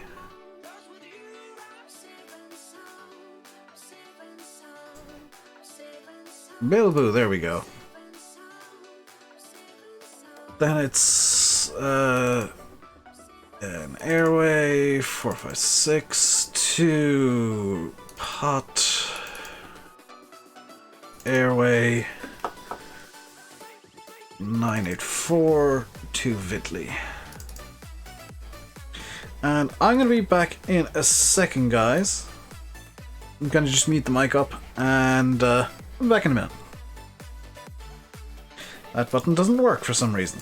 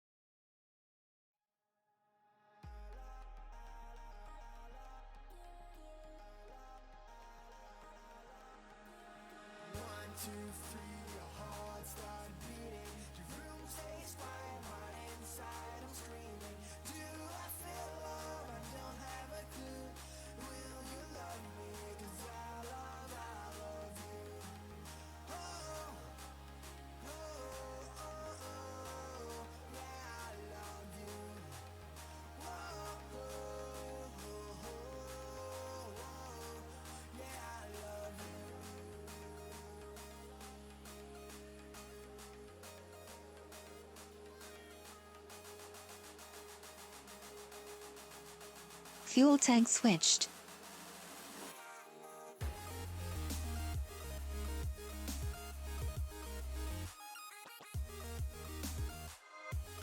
And I'm back! I had to just run a 8k minute to check things. Where were we in the flight plan? Vitly. And we'll just put in direct to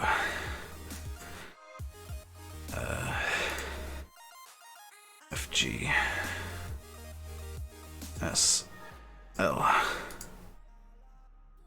So that is, how far is that? 380.8 nautical miles.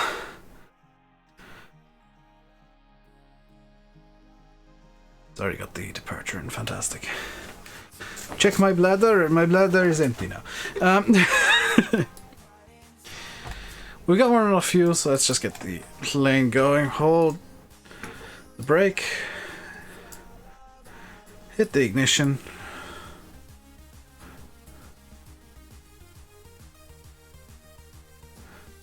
Hit the ignition. There we go. Plane auto switched fuel tanks while I was AFK. That's Check amazing. Engine.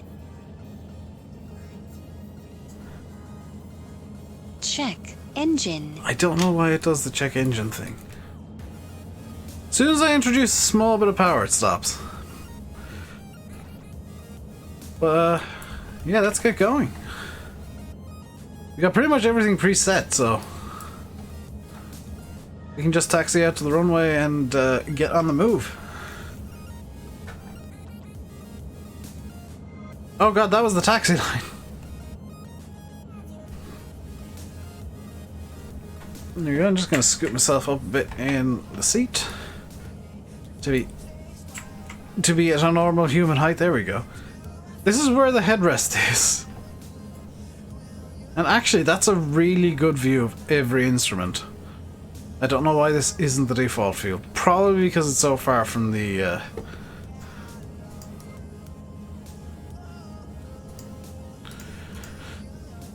GPS, and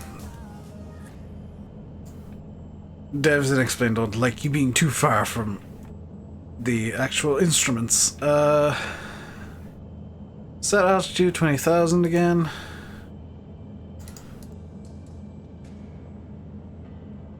Set nav, set IAS of 175.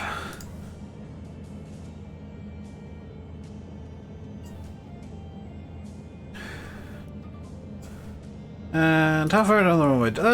We'll take off from Alpha 2 here.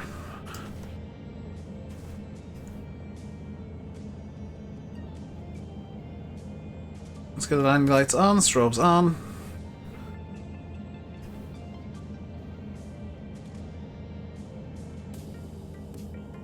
And everything's checked. Hey, volts drop.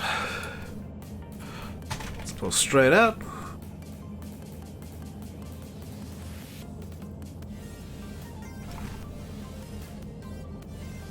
Set this to sky view and let's pull the power up.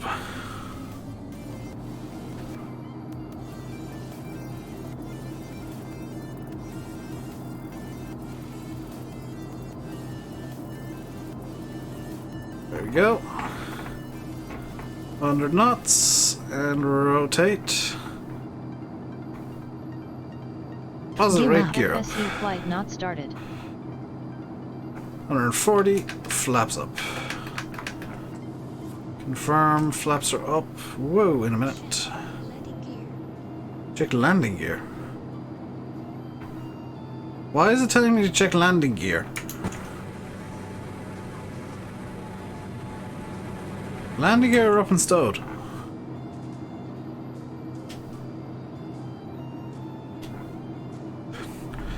Let's get turning onto our autopilot path here. And just kick her in. Engage.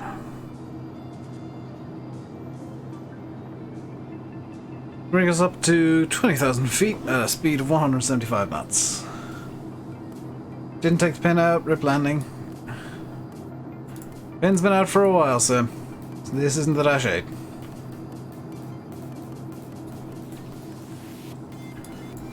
So we're currently climbing at 5,000 feet per minute, as you do. This is maximum climb rate. This thing just loves going up. Doesn't like so much going back down, but going up it's quite happy. You can just admire the wonderful ortho again. We'll have it the entire way down to Malabo. Yes, I do have everything sorted correctly. Squawking 2000, mode Charlie, confirmed. And we are just gonna run some checks on cab here. Flaps up, gear up, taxi light off. Going through 8,000, we'll turn the landing light off now. Set standard 1013. And the ignition can come off as well. We do not need the igniter this far up, we can just glide it. And I just want to run a frame rate check, that's fine. So, this is going to be about an hour, yeah, it's claiming about 2 hours, but that's 176 knots, 201 knots ground speed. We're going significantly faster than that. And this time, we'll have a bit of a tailwind. Hopefully. Hopefully we'll have a bit of a tailwind. Flight range is about 6 hours.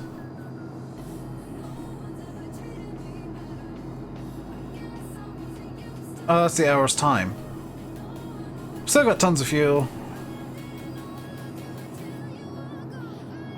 We're not going to run into any low fuel issues. I'm quite happy that the plane is going to more or less fly itself. Let's pull this down, get the torque back up. Let's pull the fuel down to get the engine temperature down a bit. Go throttle back a small bit as well, not that much. That'll do.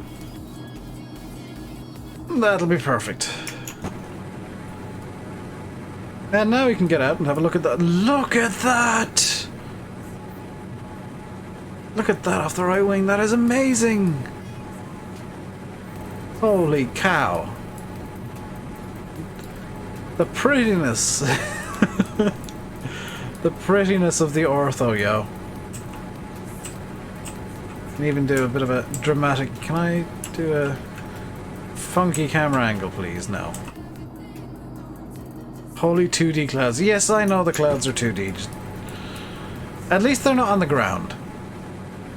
The clouds, by the way, as Sims pointed out, aren't just textures. They're not volumetric. They're just kind of there. But they look pretty. I'm pretty sure there's an add-on I could get that is 3D clouds, but I don't want it. While I was downstairs, I grabbed myself a Pepsi.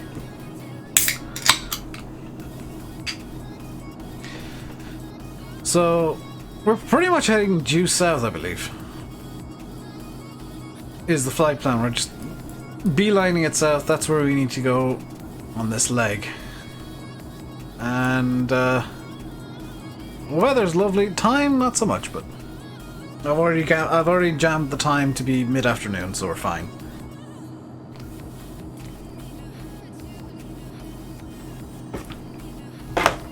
I think this might well mark the beginning of the time where I just have the time set to non-real for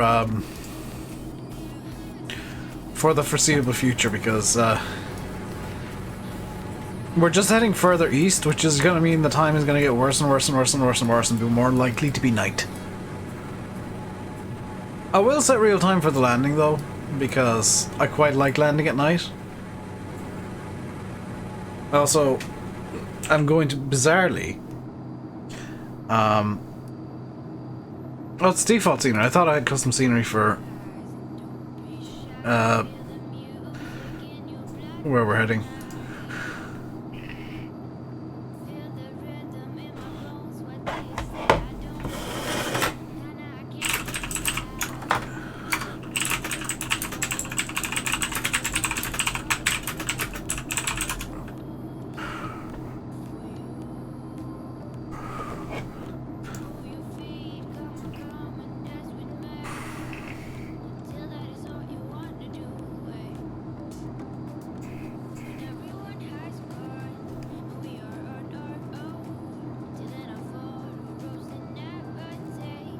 Oh, that's what Discord is alerting me to. That makes sense. That does a sensible. We got 13 knots crosswind. Oh, GG. 180. Just said.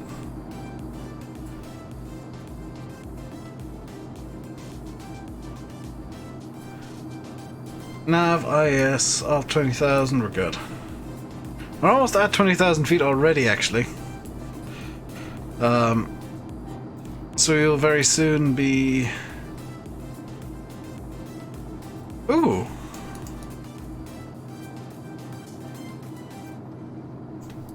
That was interesting.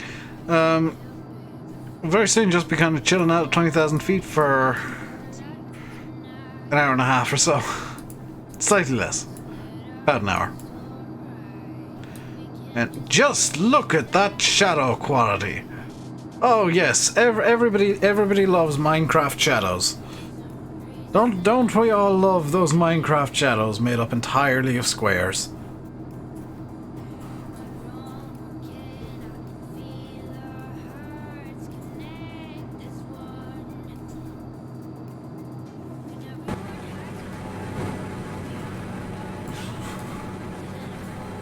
I love flying in broken cloud conditions because going outside you just kind of get these little halos of the ground texture coming through. Even in default ground textures it looks amazing because you just get these little kind of halos of here's the ground, you're so high up, and there's a cloud on the ground. There's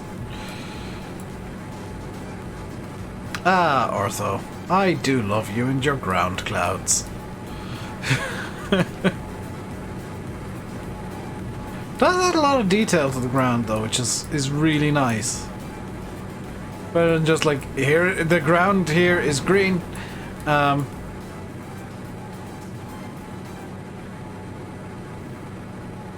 I'm not. I complain about the 2D clouds, but they're just a downside to something that looks amazing.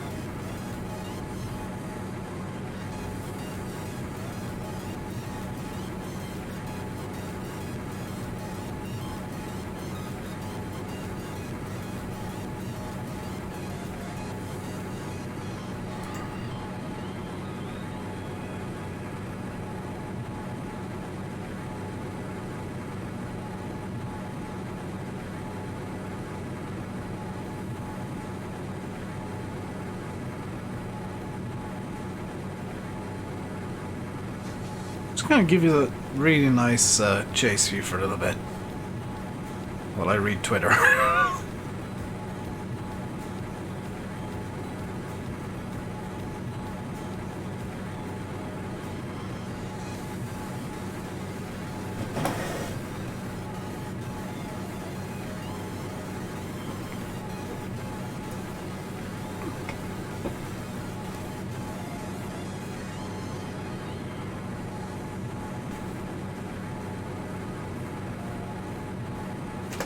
I am being super serious and caring, but when chat is silent, I read Twitter.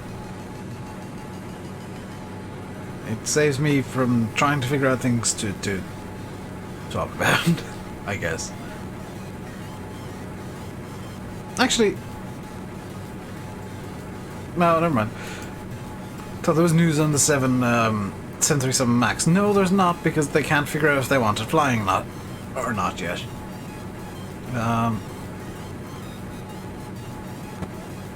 Let's actually just check. 737. I probably shouldn't use Wikipedia for news, but I am. 737 Max.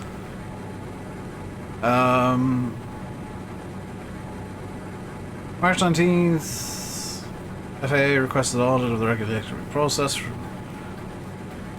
17... ERX.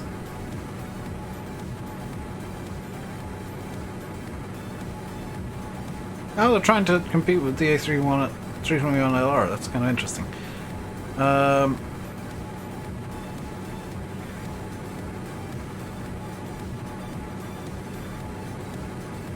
I genuinely feel sorry for Boeing with the whole Max ban that's going on at the moment. Because, like, they tried their best to make a damn good plane, and I think they did. It's just that it,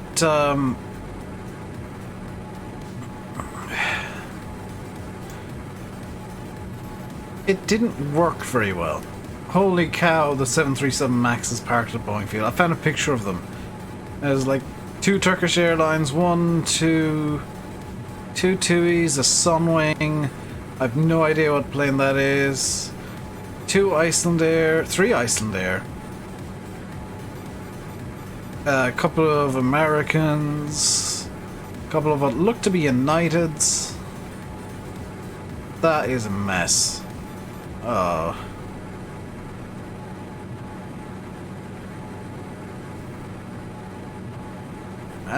There's nothing really that Boeing can do at this point to try and recover this. I mean, they're just waiting for the FAA to approve the software updates that they did that may or may not work, and they need to do tests. Holy cow, that looks pretty. They need to do test flights and all that kind of stuff, but it's just a mess from Boeing's point of view, and I feel so sorry for them. They tried to do something awesome, and they didn't realize that it wouldn't work the way they thought it would.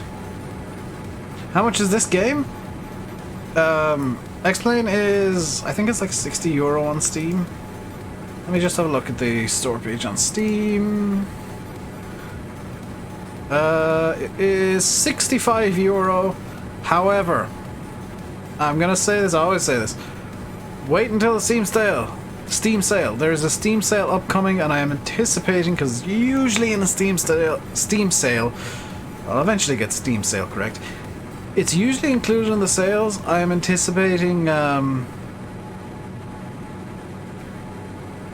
X-Plane to be included in the sale. So bookmark it, set it as one of your, set it onto your wish list or whatever.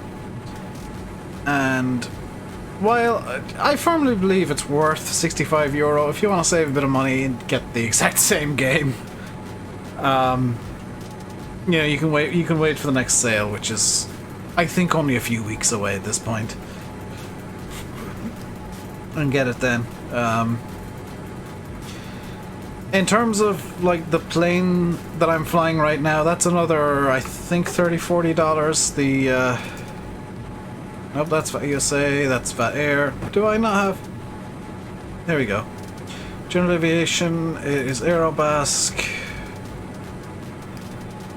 The plane that I'm flying right now, you can get it right now for $20.95. It's the Epic E1000 with Skyview. But if you want to fly free planes, the X-Plane default stuff is amazing quality. You can get, there's a Boeing 737, the Zebo mod, that is just stunningly good. I think Zebo's working on a Max as his next project. There's a few guys who are out there like working on modded versions of the base game of the vanilla planes that are just insanity in terms of quality, and because they're mods, they can't be sold. So like, one of the best, if not the best, 737 for a simulator or flight sim that's out there is Zebo.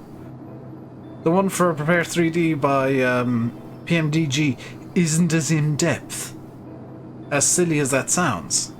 And that's nearly $100. Hey, MJ. And straight out the box, like, X-Plane looks really good. It looks better than P3D in terms of the two major flight sims out there at the moment. It's a bit of a faff to get stuff working with X-Plane, but it is better quality than P3D. We've got a tailwind! We have a tailwind! 318 knots along the ground, Mach 0.5. Very nice.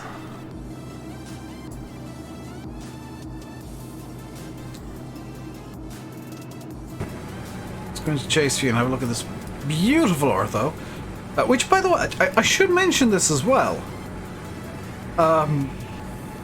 Because I know not a lot of people know how ortho works, especially not a lot of you guys. That are so used to watching Farm Sim on this channel, which, hey, fair play to you for watching Farm Sim. And thank you for allowing me to indulge in Flight Sim. Yes?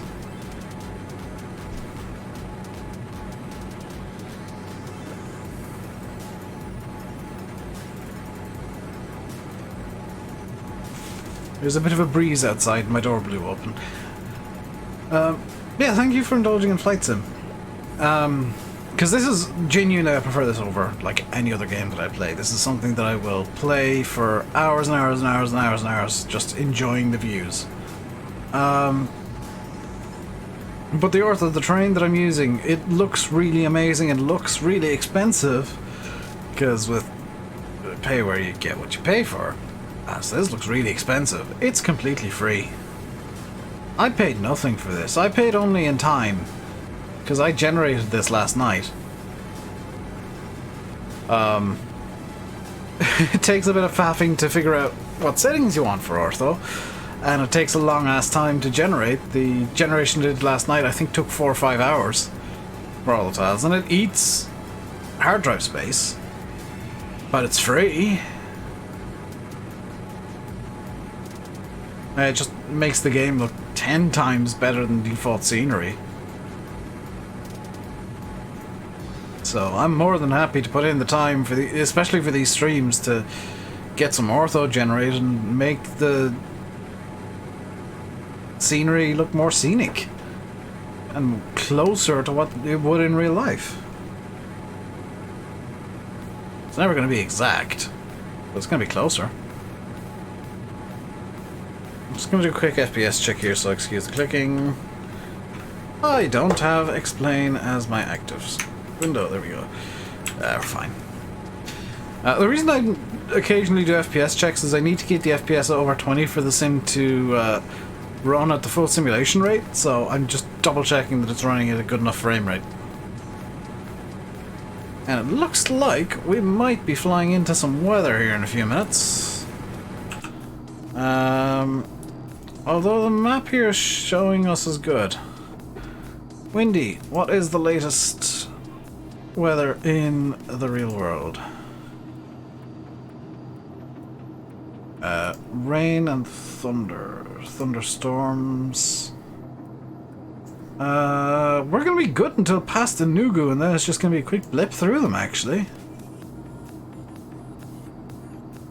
We might just escape these thunderstorms, you know?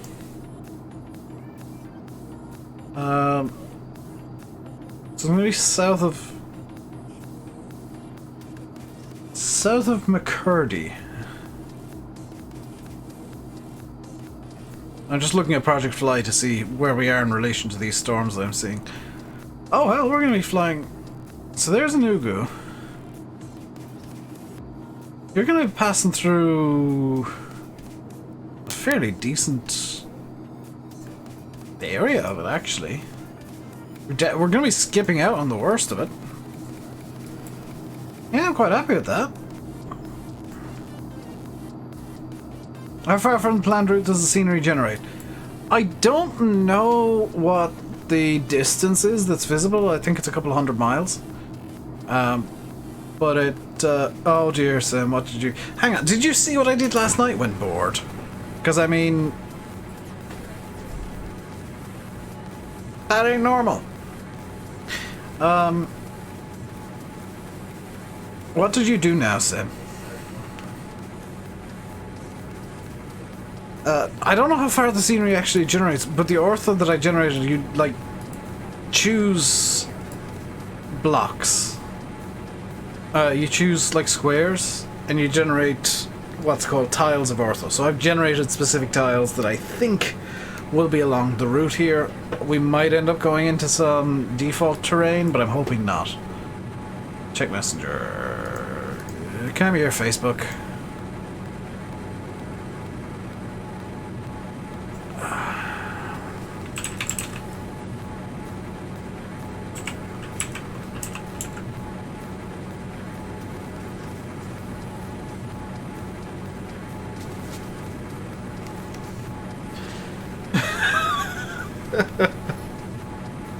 Oh dear, Sim.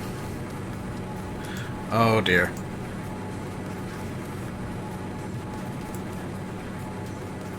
Hey, Simulator Gaming.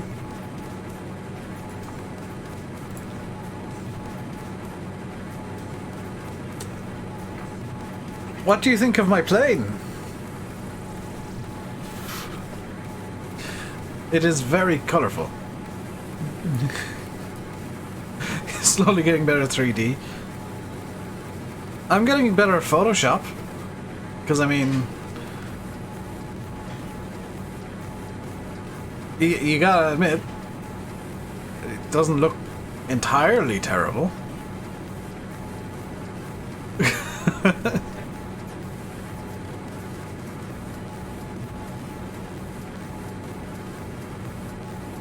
And I even put the reg on one wing correctly, because they mirror and I didn't realise that, and the one wing looks terrible. Can I get back into... Oh my god, yes! Yes, Sim, please! X-Plane is looking nicely. Yes, this is the wonderful... I'm gonna openly say it's the wonderful combination of X-Vision, reasonably nice weather, and ortho. What does the G stand for in the reg? It's a British registration I've decided to go with. So the G stands for Great Britain. Not what you think.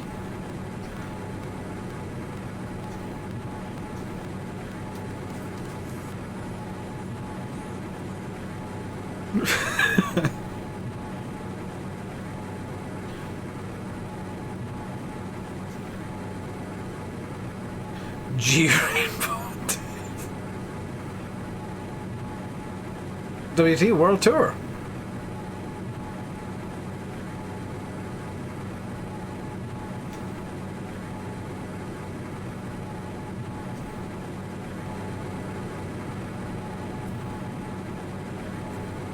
I think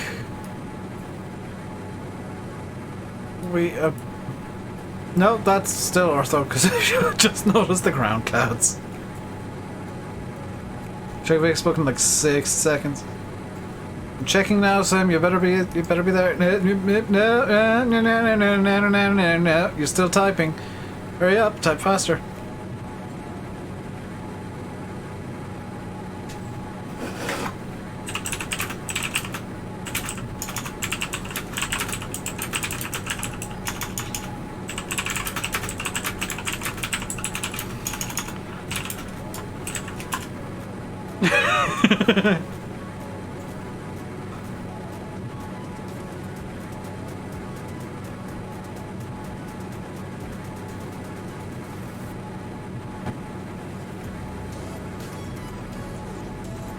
Oh my god, they're clicking.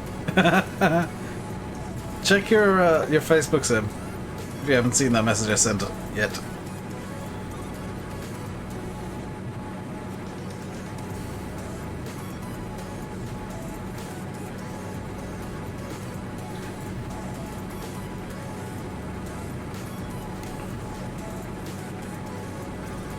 They press enter, nothing get through. I definitely sent a message. You've seen it, Sam. I can see that you've seen it.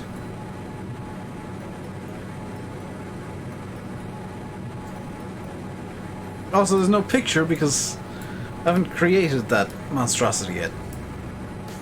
What the... it's just a text message, Sam.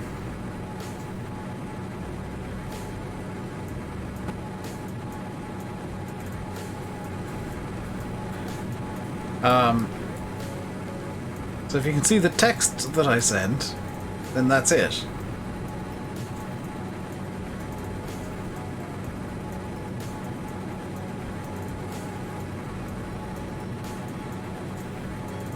Oh, for goodness sake. Now Facebook's doing us stupid.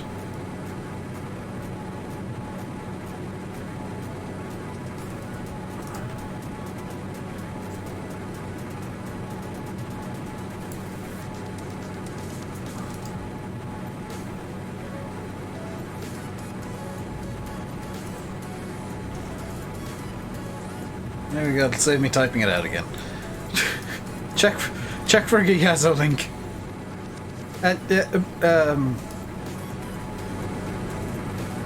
This is what happens when satellite photos get very confused.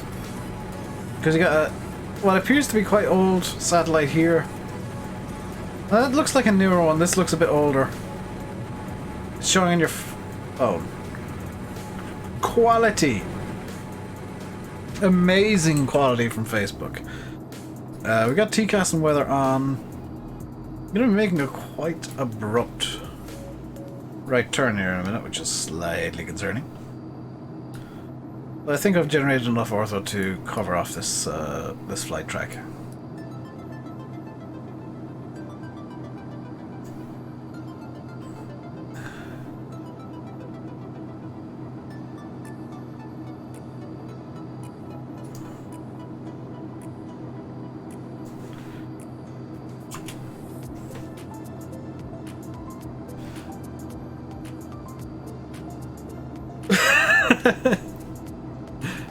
I don't think anybody will actually care, Sim.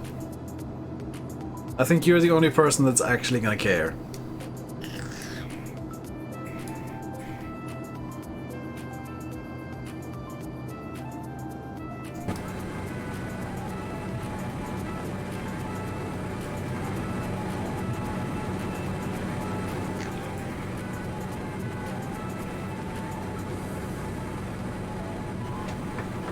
Did you want to do a bit of crap?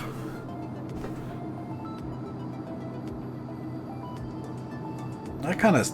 It always sucks when you try something cool and it just doesn't work. Any news in the Dead Stick Discord today, out of curiosity?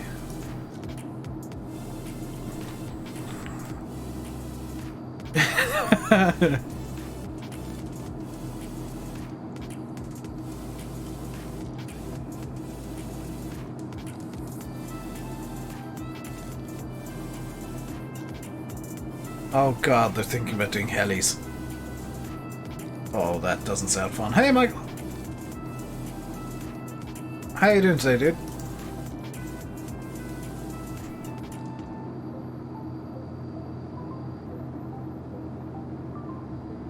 I'm doing good, thank you very much. How's things with Mr. Mikey? Approaching waypoint. Mr. Mikey Mod. So we've got a good... What range do I have set here? 100 miles to the...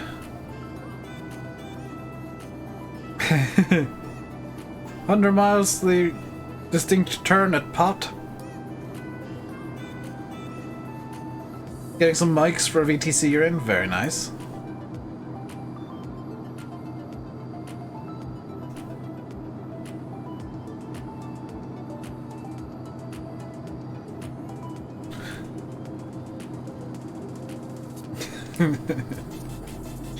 Oh, there's some bloody ground clouds over there. I can see them from here. Oh, wow. I saw that just as the clouds regenerated. I'm really glad there's real clouds over the giant ground cloud. Send me the one day one. Let me have a look.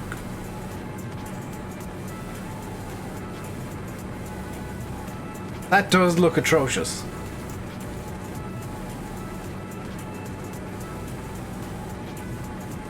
You should feel bad for even creating that.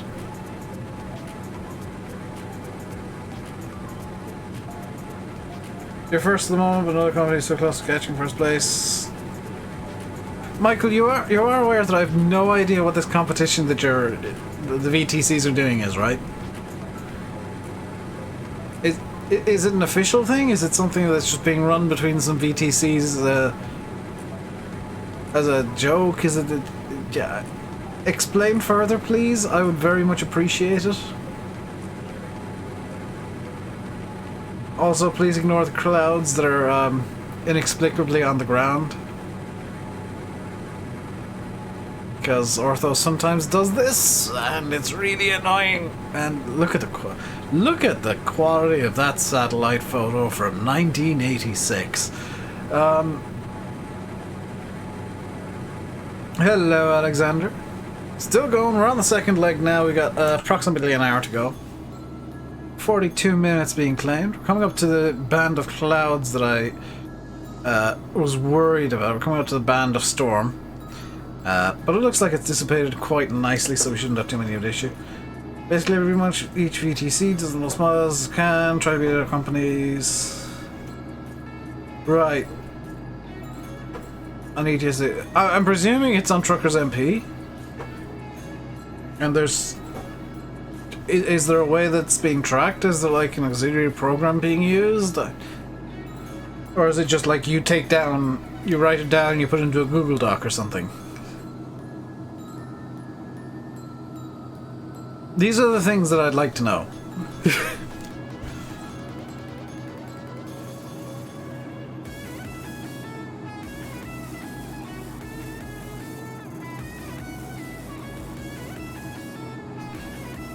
Because, like, I know in flight sims, virtual airlines, VAs, do actually have auxiliary programs they use to track their pilots. Which is interesting to say the least, but yeah, it's a thing that they do. I think it's a really cool idea, but I wouldn't do it personally. Like, the VA I'm part of is basically me. You made me one. Oh no. What have you done?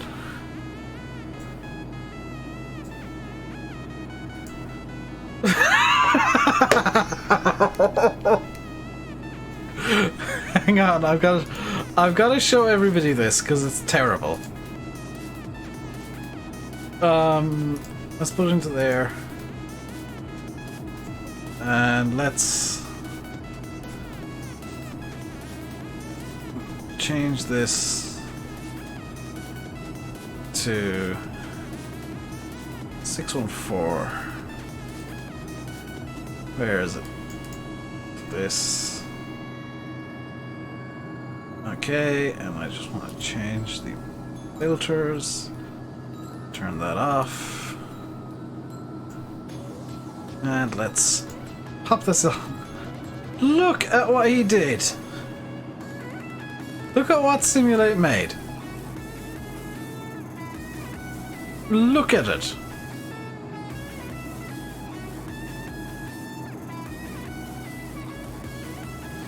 Dropbox track model. That's kind of cool. Does this mean Sims having new logos? No, this means Sims playing around with WWE fonts and making a mess out of it.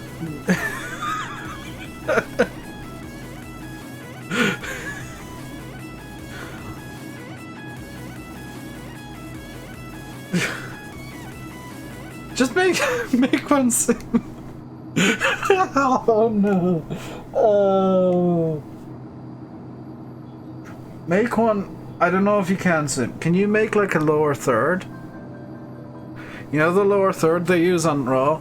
Could you make one that says the Rainbow Dave Experience? I will legitimately try and get that into streams wherever I can.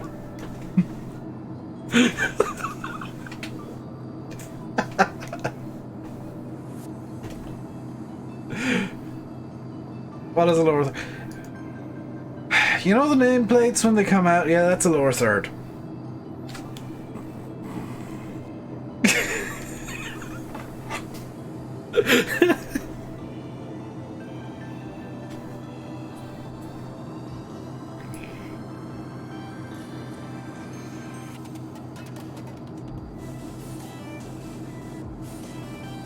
You can tell Sim's more of an audio guy and I'm more of a production guy, a video production kind of guy. Speaking of, I need to start working on the other projects. Getting frustrated with not starting them. Anyway, we are approximately half an hour out from Malabo. Hello, Paddy, you're studying for tests? No tests, are you studying for any local job? No. No. Wouldn't be me if there was any luck involved. These clouds are really pretty. I know that they're 2D, but they look really pretty.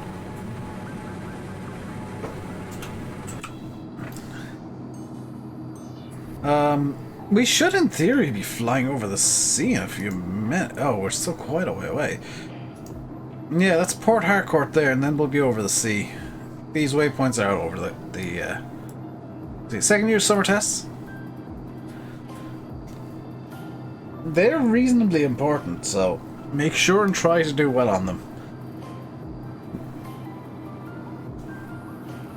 Obviously, they're not as important as like the main exams, your junior cert, leaving cert, GCSE, O level, A level, whatever it is for you. SAT. But the end of year exams kind of give you an indication of where you are with what you've learned in the last year.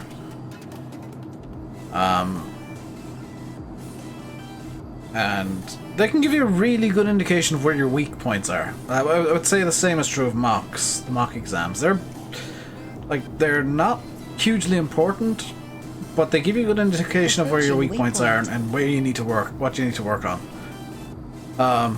Which is always useful. Job will come soon. Hopefully. And when it does, this channel's gonna suddenly change into being Flight Sim and not PG. Cause blah. Cause I can. So I won't be relying on it for money anymore.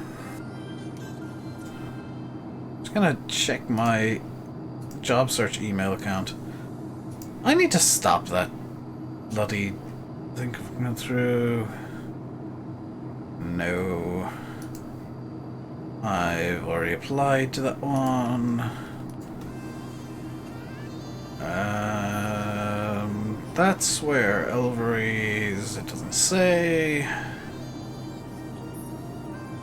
Are you looking for a job as sales?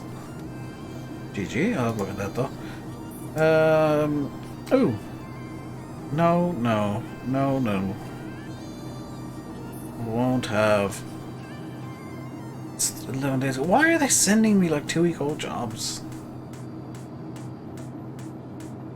Am I job hunting while streaming? Yes. There's not a whole lot to talk about in The Sims, so I might as well do a bit of productive work while I'm while I'm in the cruise. There are flight simmers on Twitch who will actually like play other games while in cruise, so I don't see the issue with me doing a bit of a job hunt while I'm in the cruise here.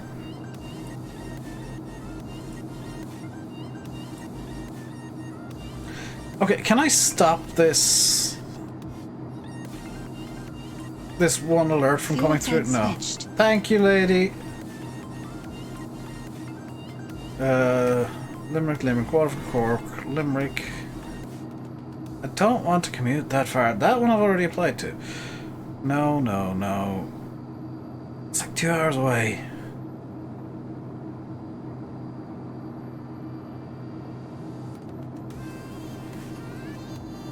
Dublin, way above bar. Dublin, way above my qualifications. Dublin, not qualified.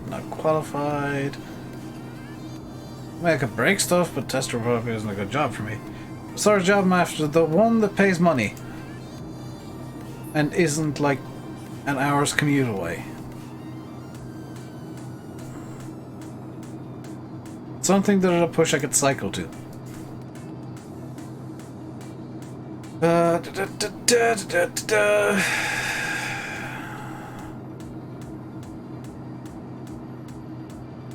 I'll have a look at. Because that could be valuable work experience.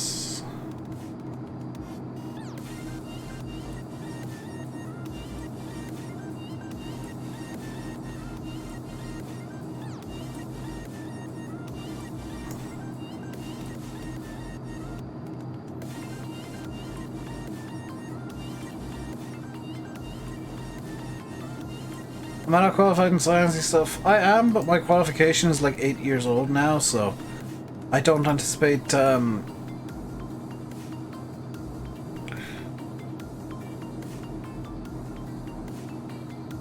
I don't anticipate being able to get a job in the lab all that easily.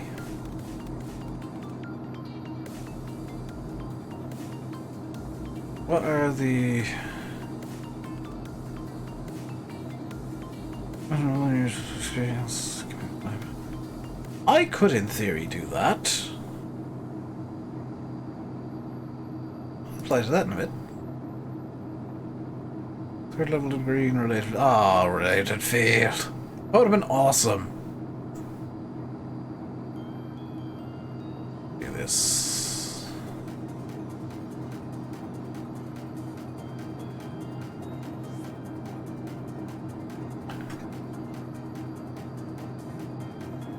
This is me being actually productive for once, by the way. Irish speaking. Why would... No.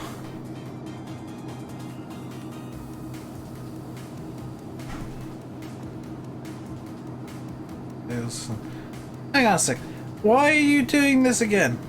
Sort by date.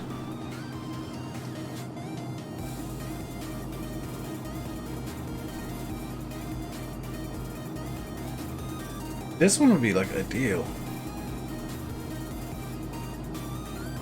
Okay, experience right from that would have been so good because that's like within walking distance.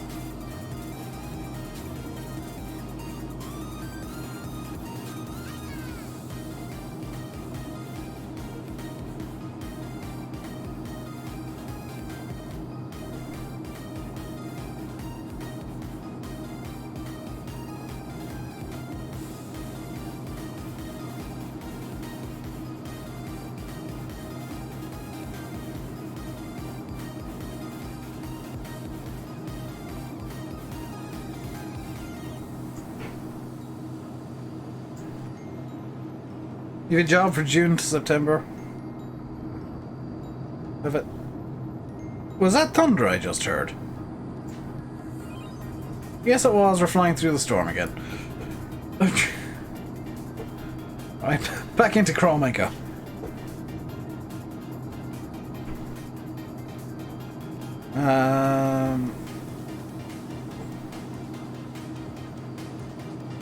That I'll apply for.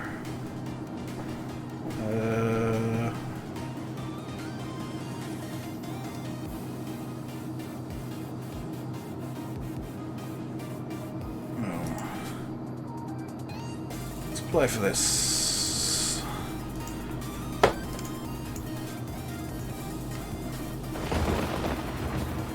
Yes, I know that you're angry, Sky, but shush. No. Where's my CV gone? H-I-J, there it is.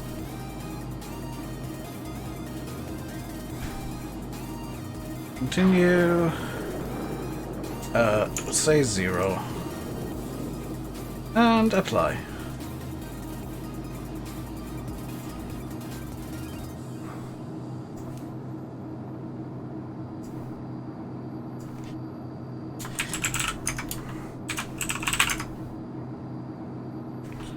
That wasn't thunder, that was an explosion.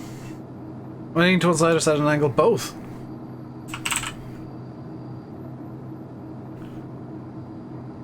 Israel, Isle of Man, Ireland.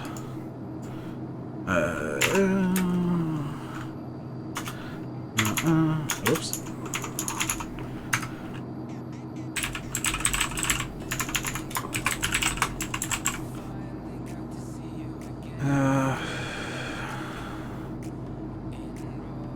This use password to create your account, check your email address, make sure, yep, leave no one.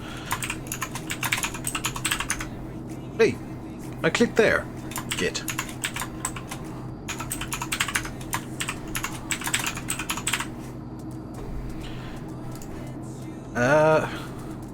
Is that indeed? No, yes. Yes. Yes. Oh, what the hell, maths? 1327 pays 663. Approaching waypoint. Yeah. Wait, no, what?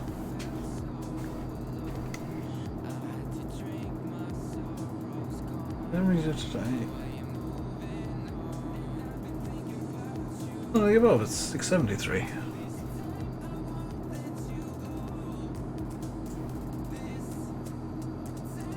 No. No. If you're just joining, I'm applying for a job right now. Because this is my life now.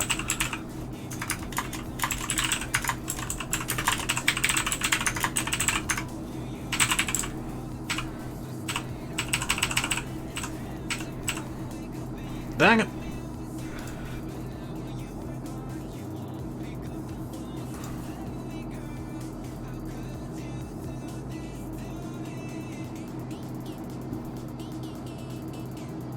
Wait, what? Oh.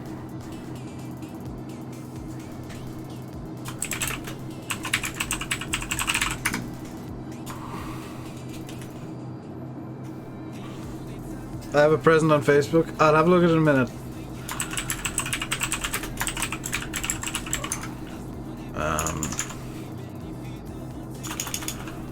There's roughly that. Bonus period is going to be available now. I cannot remember that. That. Submit. Please upload my CV. Oh! Upload. Upload.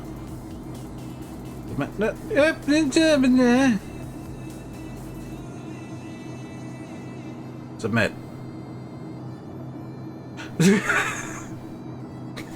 Just having an argument with a website.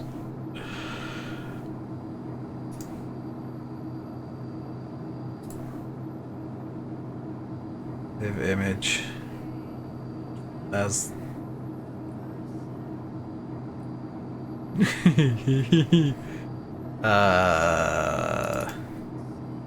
I put it into this folder? I can put it into this folder.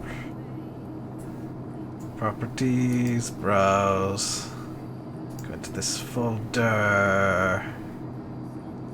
Grab that. Hit OK. And oh my god, it's huge!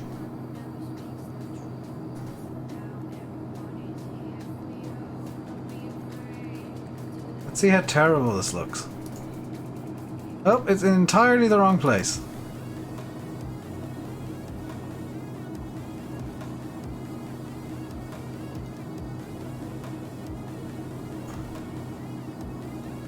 There we go. Hey again, Greek dude.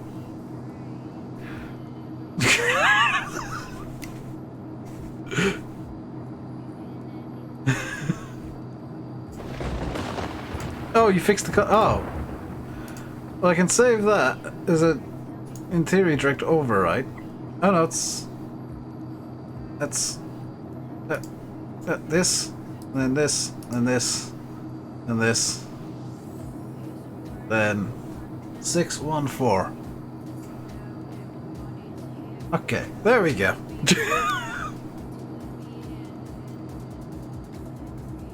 And we're flying through a storm right now. No turbulence as such, though, which is nice. And we are back into bloody headwind again.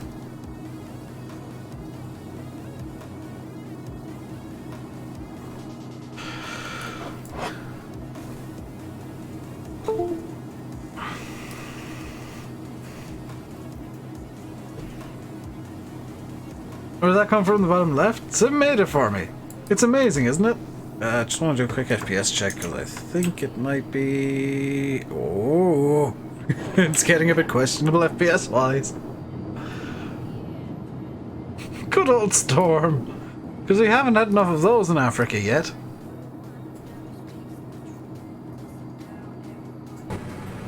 We haven't had enough streams in Africa where it's just been white.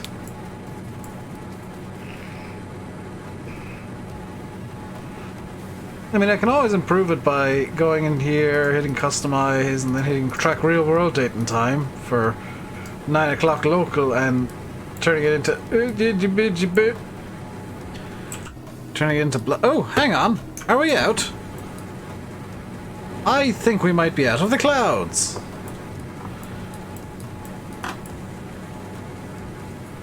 Yeah, let's not land in pitch black conditions here.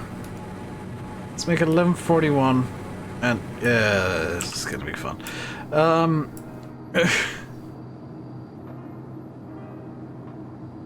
Just over 100 miles away now. Probably slightly more on our track miles. 116 track miles to go. Do we have any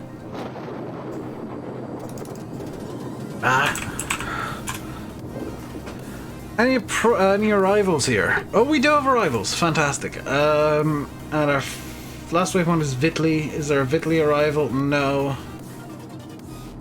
So we'll look for an arrival coming from roughly the northeast. We could pretty much hook into the B-mod. But I do need to check the weather here real quick. FGSL. Partly cloudy, 1011, 240 at 5. So I'm gonna need... Actually, this is gonna be the perfect arrival, is the B-mod.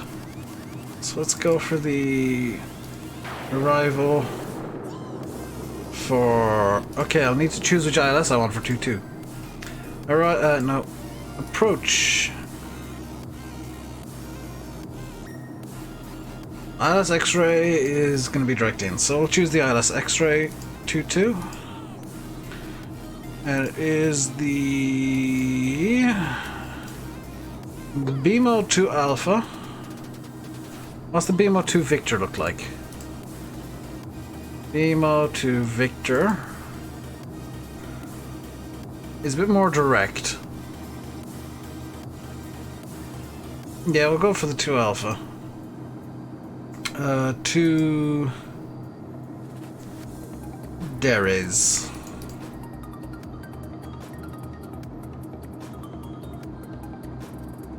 And we will go direct to that waypoint over there. Yes, direct to that waypoint. What are altitude restrictions, please? Altitude restrictions on the arrival are...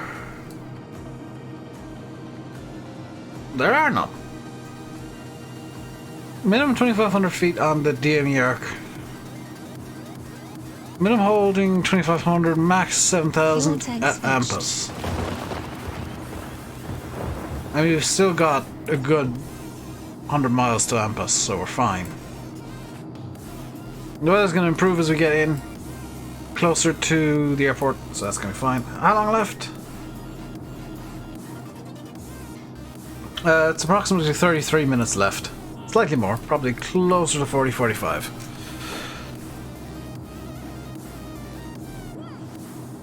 But it's not going to be a super long stream left. And I'm gonna I'm gonna create some skins for the various planes that I have. Chernobyl Oscar. I need to watch Chernobyl. I've seen episode 2. I want to actually go back watch episode 1 and then like episode 3. I'm gonna watch it in order.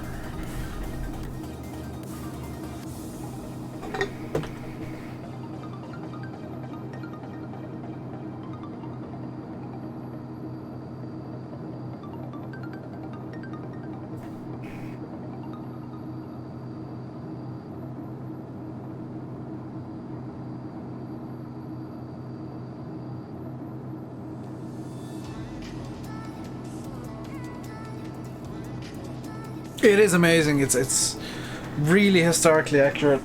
I'm really glad that they showed the 3 guys going in on the suicide mission. Under the reactor, because they saved so many damn people, and they're the guys that are forgotten to history. And that infuriates me. Is like they saved probably close on 100 million lives between the three of them. And it's so frustrating that we don't know what they actually were called. We don't know their actual names. All we know is there were 3 people sent in under the reactor. I don't think we know their names from history. But they were never given, like... They were never regarded as Soviet heroes because they were involved in Chernobyl. And they should be seen as international heroes. Because they basically saved Europe by emptying that tank.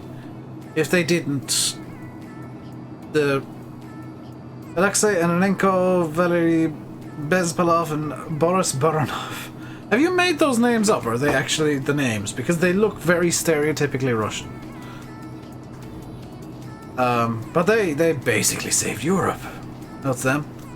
They are very stereotypical. Like, Alexei Ananenko is a really, really Russian name. Every Russian name is stereotypical. Alexei Ananenko particularly. Valery Bezpalov and Boris Baranov. Yeah.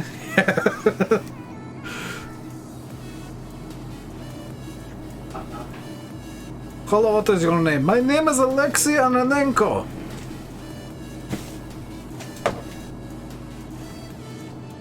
Thank you. Thank you.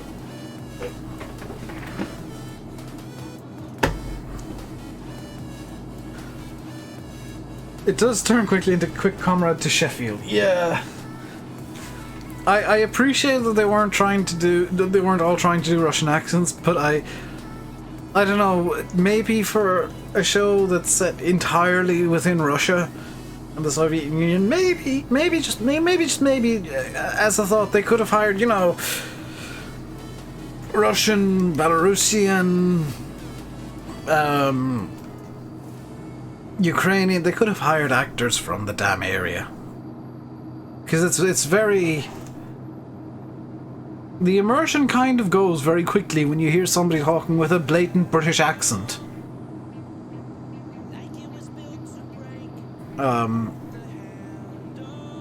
Like, even if they just hired Aeroflot pilots or something, like, they could have done so much better with the immersion of that show if they had actual Russians as the actors.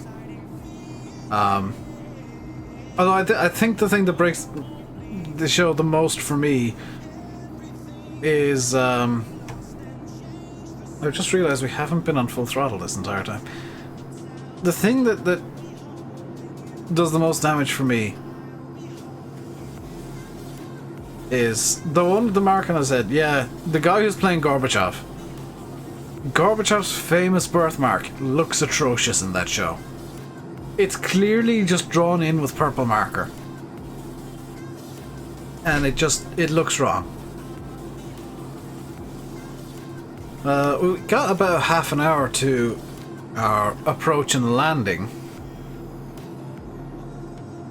And I've unintentionally been just letting the speed drop, and I've not noticed that.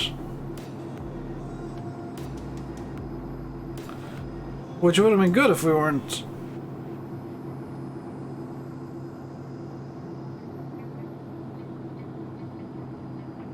There we go. Let's try and get the speed back up. Put more RPMs in, and hopefully that'll get the speed. No, that's reducing the speed more. So where's the sweet spot for torque?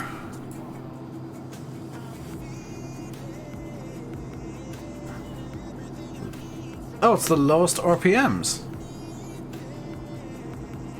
No, it's not.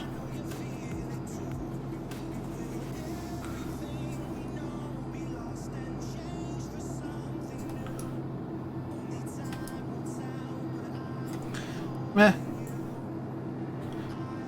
Where does the ILS start? We'll just descend straight down to ILS, because... I mean, we're going to be doing all this out over the sea. 2100, so let's put 2100 into our plan here. 2100. ILS frequency is probably pre-tuned in nav1 here, but I'm just going to double check. ILS frequency is 109.7. 109.7 is not tuned into anything, so let's tune that in.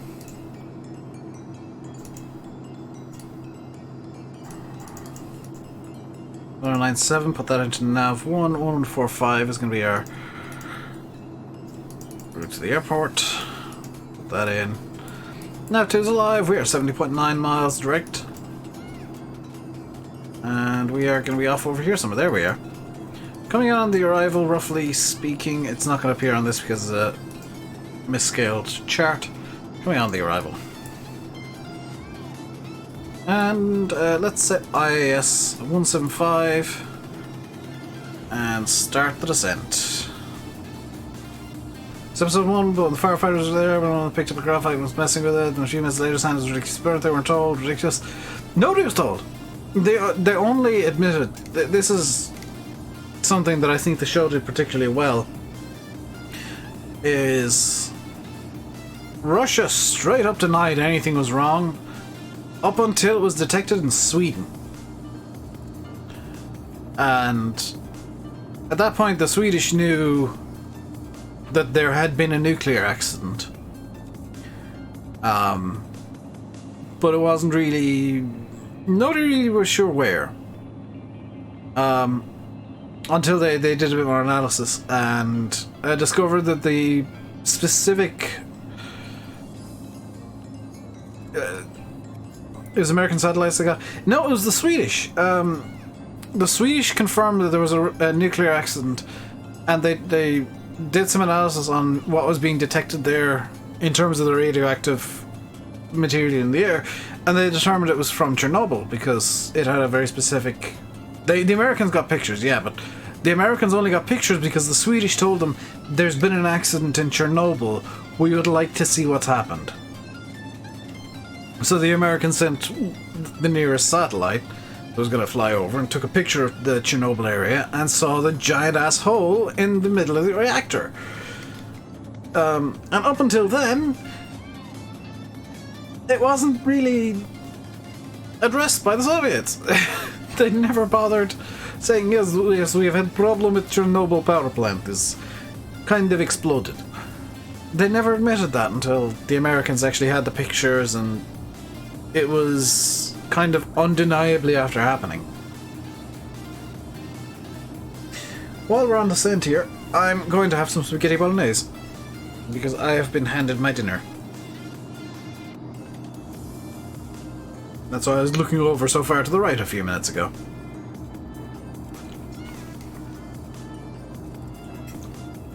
What's our QNH for Malibu? Is it 1010? 1011.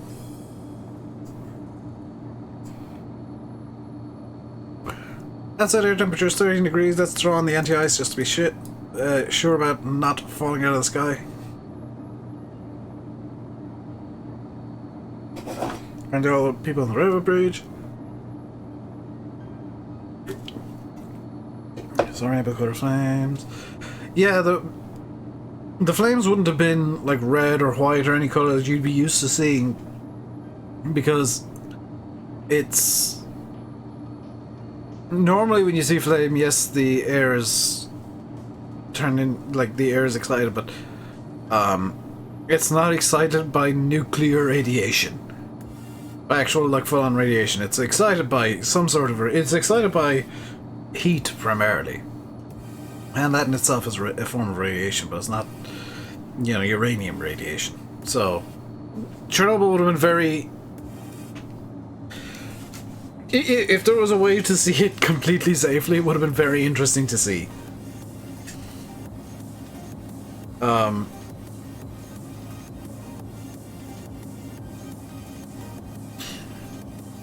I don't know if they're gonna show it in the show or have showed it in the show.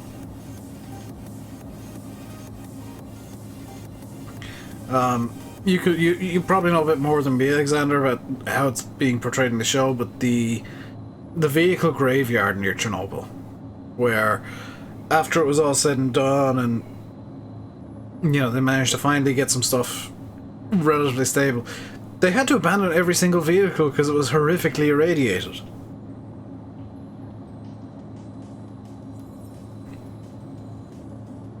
And building the original sarcophagus around Chernobyl, you could they were only allowed to work on it for like 15 minutes at a time. So they had probably 15-20 times the amount of workers that they should have had, or would have had under, like, in a normal building project, just so they could rotate people out so they weren't getting lethal doses of radiation constantly. It was such a unique situation that you'd never get it again, hopefully. Granted, Fukushima's probably close. 3 Mile Island was particularly bad as well. That's the one the Americans want to keep forgetting, is 3 Mile Island, the time that caught fire. That was almost as bad as Chernobyl.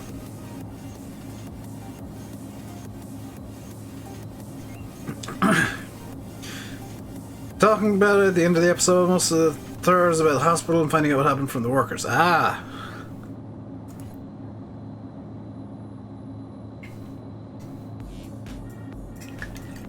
See, what's interesting is I know exactly what happens in that show, because I know a lot of the history of Chernobyl. I don't know the specifics.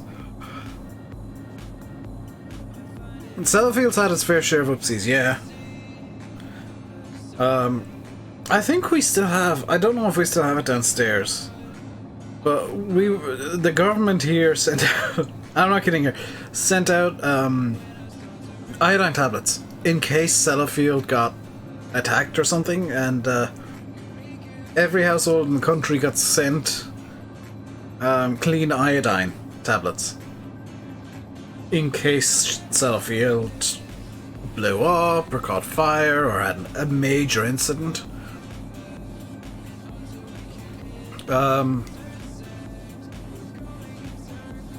Because and kind of in case the prevailing wind was in this direction.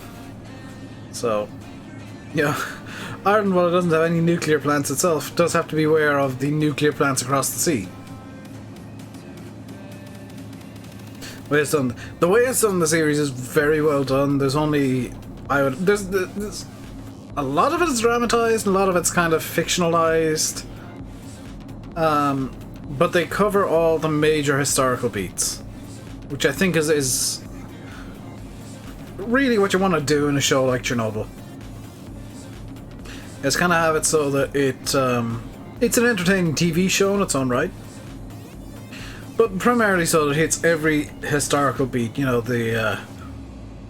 obviously the fire, the Ukraine detecting it, Sweden detecting it, the US getting the pictures, the guys going in under the... Well, Chernobyl eventually getting evacuated 3 days later.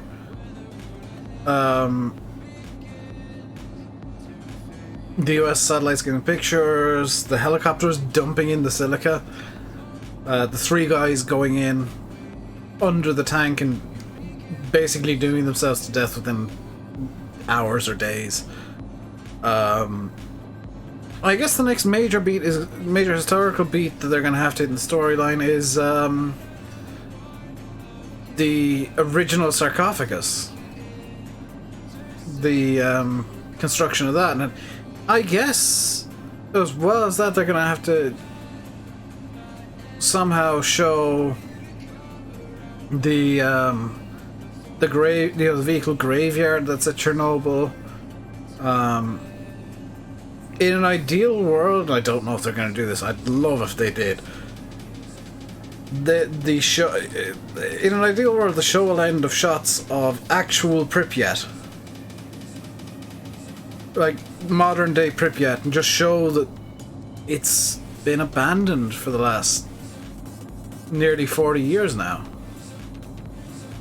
And kind of show that nature's kind of taken back what was once it. And there is life there, but it's irradiated and not what we'd be 100% used to, and everything has cancer.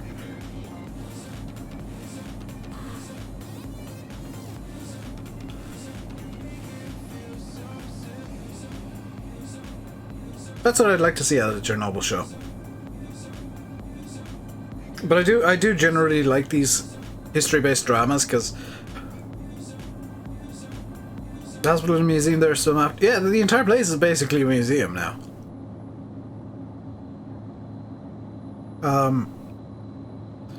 As strange as it sounds, like Chernobyl and Pripyat,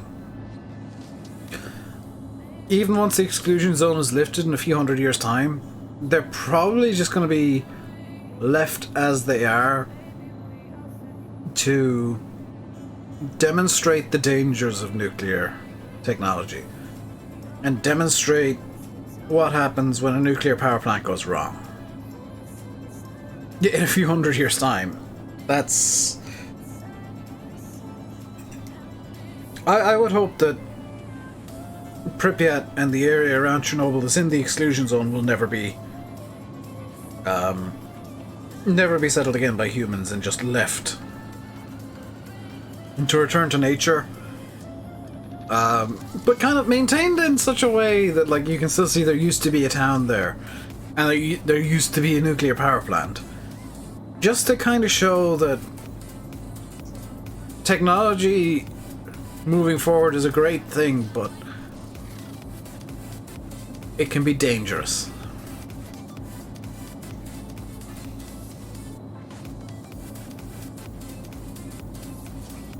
They're storing it. But that's the thing, is there's no safe way to get rid of nuclear waste.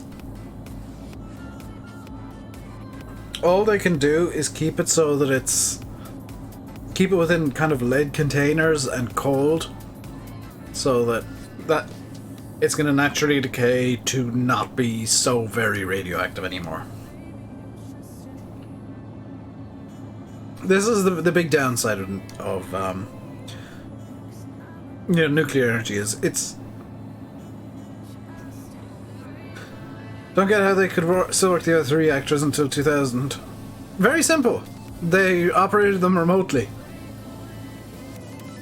It's ridiculous that they did keep Chernobyl running until 2000, but they did. But the other three reactors were actually safe. That's the thing. Like, thank you very much, Sylvan. The other three reactors were perfectly safe and perfectly fine, and there wasn't an issue with them. And even reactor, I think it was reactor 2 at Chernobyl was the one that went boom.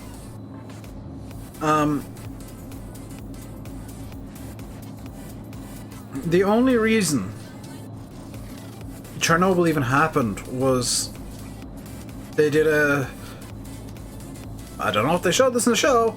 They were doing a series of tests on the reactor. It was the fourth. But they were doing a series of tests on the reactor, like running it on minimal water and putting it under all sorts of strain, and they forgot to turn on one of the safety features.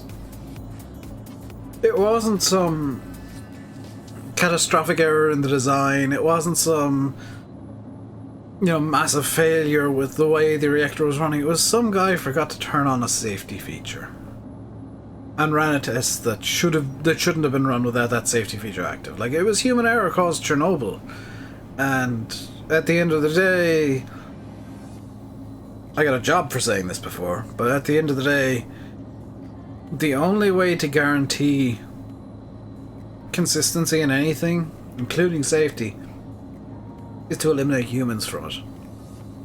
Hey, Delvacity. The only way to guarantee something is going to be safe and or consistent is to get rid of the human element. And I said this I literally said this in a job interview. Is like, the only way to ensure that something is going to be consistent and done exactly the same way every single time is to eliminate the human element from it. Because robots don't make mistakes. Robots that are programmed badly do, but robots do the same thing every single time. Humans don't. Changed your channel name. How's my day going? It's going good. I've got some spag ball. I'm on we're on descent now into the airport. I need to pull the throttle back a bit more. Need to see. Yeah. So they didn't show Well, so they didn't show the cause, it was just the aftermath, as such. I think there was a seconds to disaster on Chernobyl. That's really worth watching, is the, that show, because it shows, like, exactly what went wrong, how and why. And as you trace it through, it's all just... It's all... just human error. Approaching waypoint. That's the horrific thing about Chernobyl, is it could have been avoided and should have been avoided and could easily have been avoided, but at the end of the day, humans are bad at everything, and we make mistakes, and those mistakes often have consequences, and sometimes those consequences are horrendous, and that's what caused Chernobyl. Playing some Rainbow Six Siege, very nice still, Vacity.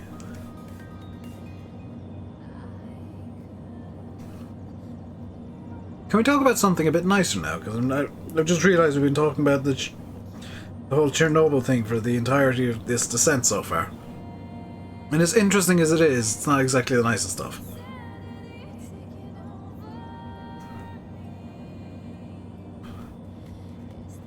And that's a truly sad thing, Alexander, is most of the advancement in human civilization has been through death.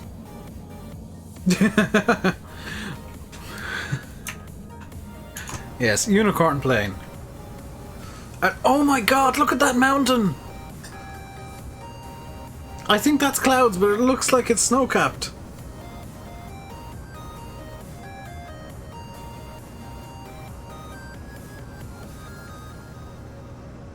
Oh, the ortho here has worked so well. That looks beautiful. I think that's ground clouds, but it doesn't, like, it looks beautiful.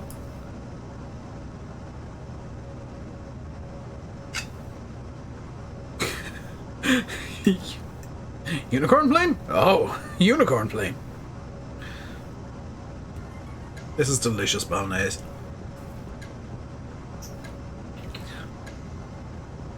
What actually is a ground cloud? It's when the satellite images that make up the ortho that I'm using, the terrain textures. It's when they've got a cloud and it's actually a ground cloud. It's a cloud that is just on the ground texture. If it's a cloud on the ground, isn't it just a lake? No. Ground clouds only exist in like X-Plane and P3D when you generate ortho and it doesn't work correctly. Or it does work correctly, it's just that the satellite imagery the ortho's based off isn't ideal.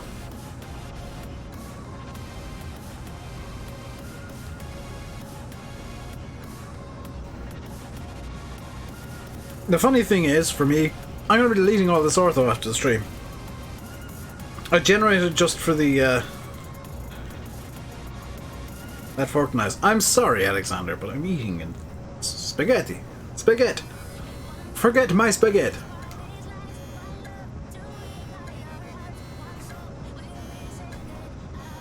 Let's pull that down to full idle.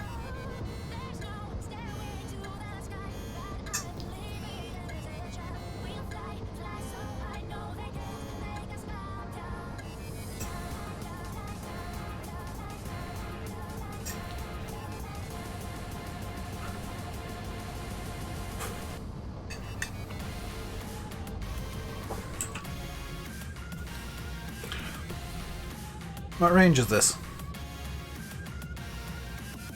20? It's going Ampus, Derries. Ampus again? Wait, what? Something's gone wrong here, hang on. Gonna need to modify this flight plan. So let's go direct Derries. And then it'll go Ampus and then down the ILS. We need to be a lot lower than we actually are. How am I going to slow this down? We're actually way higher than we need to be. I'm going to do something incredibly dumb that you should never do in a plane. It's not gonna let me beta, is it? No, it's not gonna let me throw out beta mode. Let's go vertical speed. 2,000 feet per minute.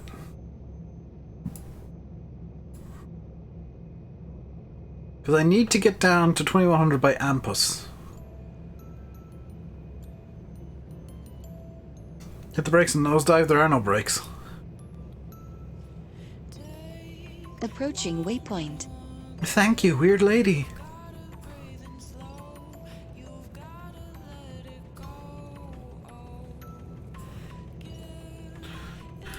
Is the localizer alive? Localizer is alive.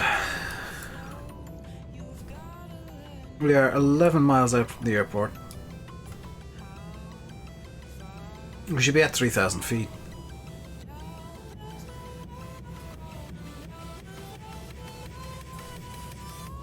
Like, ideally we're at 3,000 feet at this point. We should be over land as well, but it's showing us as over the water still. Right.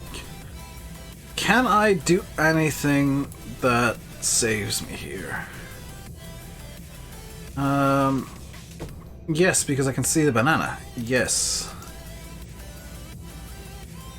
Let's see how fast I need to go down. 5,000 is too much. Okay.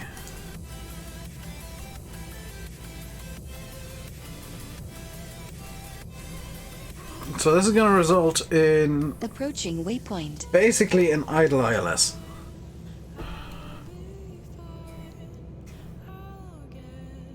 We'll call the weird lady Shouty Chandra. Where am I meant to be heading? I'm heading over here. Like, the airport's just over there on land, so we're going to be making it. We're just going to be a bit high.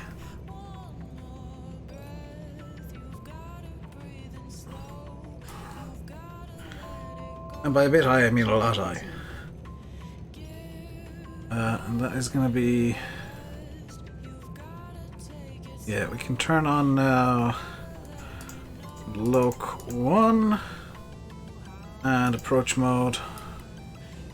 To capture the localizer, glide slope will come in time. And the airport is directly ahead of us. There's a plane there! Wait, what?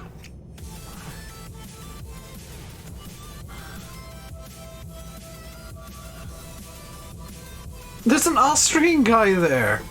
Fuel tank approaching waypoint.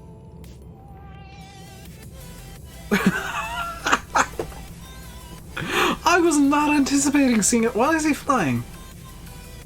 Why are you flying a 777, dude?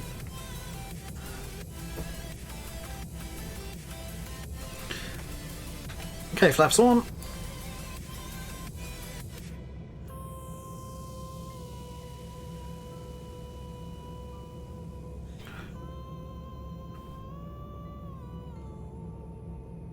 I'm gonna verify ILS is 1097. ILS is 1097. Glide slope should come in at SL503. Doesn't look like it's gonna want to, so we might have to do a visual.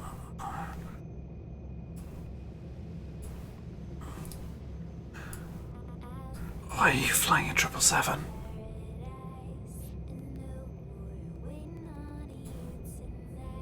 I appreciate this dude's dedication to the 777, but...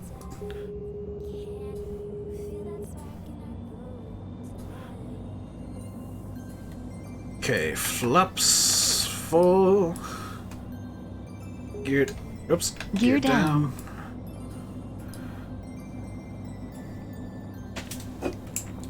And let's fly a visual.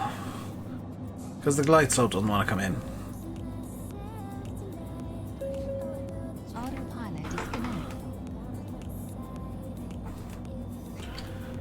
So we're fully configured for landing. We got full flaps out. We have the gear down. We have the runway in sight. We're going visual. And It is Happy Pappies. So let's just kind of hold this. Hold like this. And I wasn't anticipating seeing a Boeing 777 today, I'll be honest.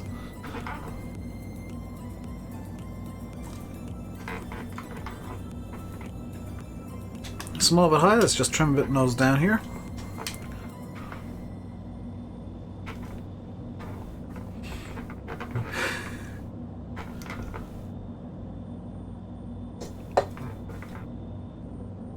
Trim a bit more nose down, we're going to be at about 500 feet per minute.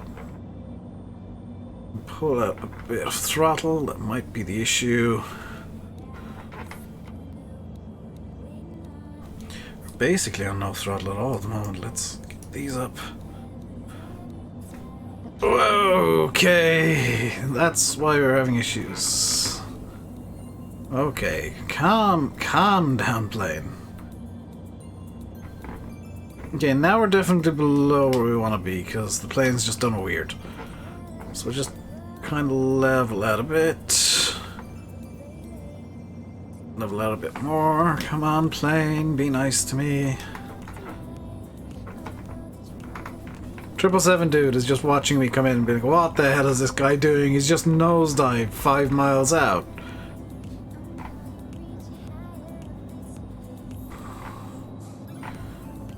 We do have a headwind 7 knots, that's fine. Let's get the speed back up to 90 knots.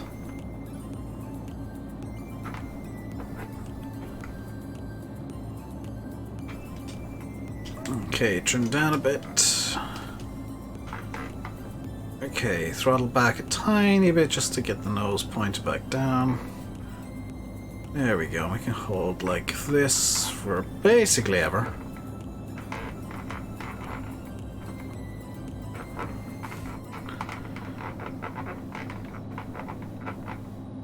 We just need to hold for as long as it takes until we get the puppies happy. We got 1 white, 3 red.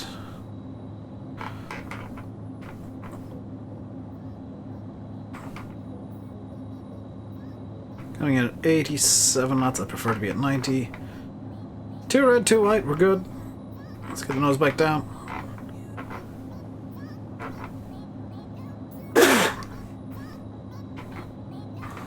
We're a small bit left of the runway, so let's just tilt ourselves over to the right a bit. Do a bit of a crab.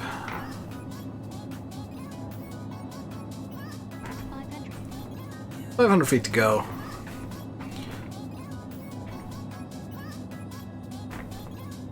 Okay, nose back down, please. Thank you very much.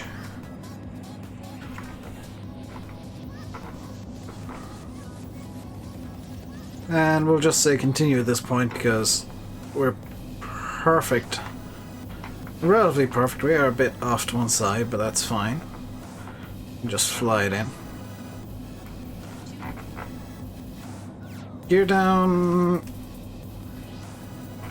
3 green, full flaps. Fully configured for landing. We're coming down a bit early here. Let's just get a bit of a float on. One of these rare times we actually want to float the plane. 50, 40, 30, 20, 10. Come on, get down, get down. There we go.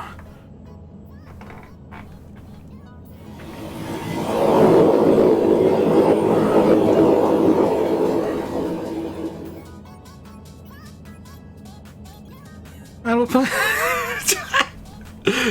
in beside the 777, I guess. Well, this next Meadow Grove live stream, I'm not sure. Sorry, I'm completely distracted by the random Boeing 777 at this airport. Why are you here?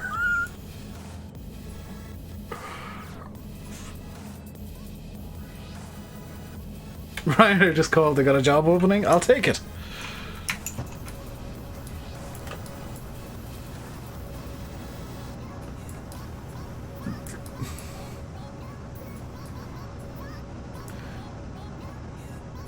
Do you know what the funniest thing is? That 777 is flying about 150 miles. Most. At max. At most. He's doing a short hop flight. But he's decided to use a 777 for it. Where he's going is Douala, which is at most like 100 nautical miles. Maybe 200 a push. Let's just park up here. And stop. And are you a real marshaller? Hang on, does this have auto gate? I'm now curious. I'm gonna do a spin around because I want to see if this thing has. I'll need to turn off my nav lights. I'll just turn off all the lights here real quick. And these, we don't need them. And I'm kind of curious if this guy's gonna marshal us in.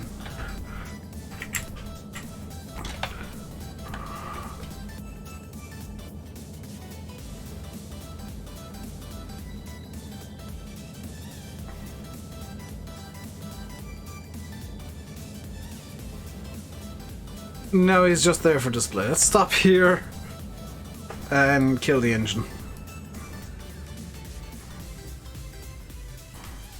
Because that's as close as I can get to a parking brake. How close did I get to? That is probably actually really good parking. Flaps are up. Gears good. We are good to get this thing shut down. That is another flight down. I'm kind of surprised at how quickly these flights went today. Batson was saying minus 130 on the landing rate. That wasn't bad.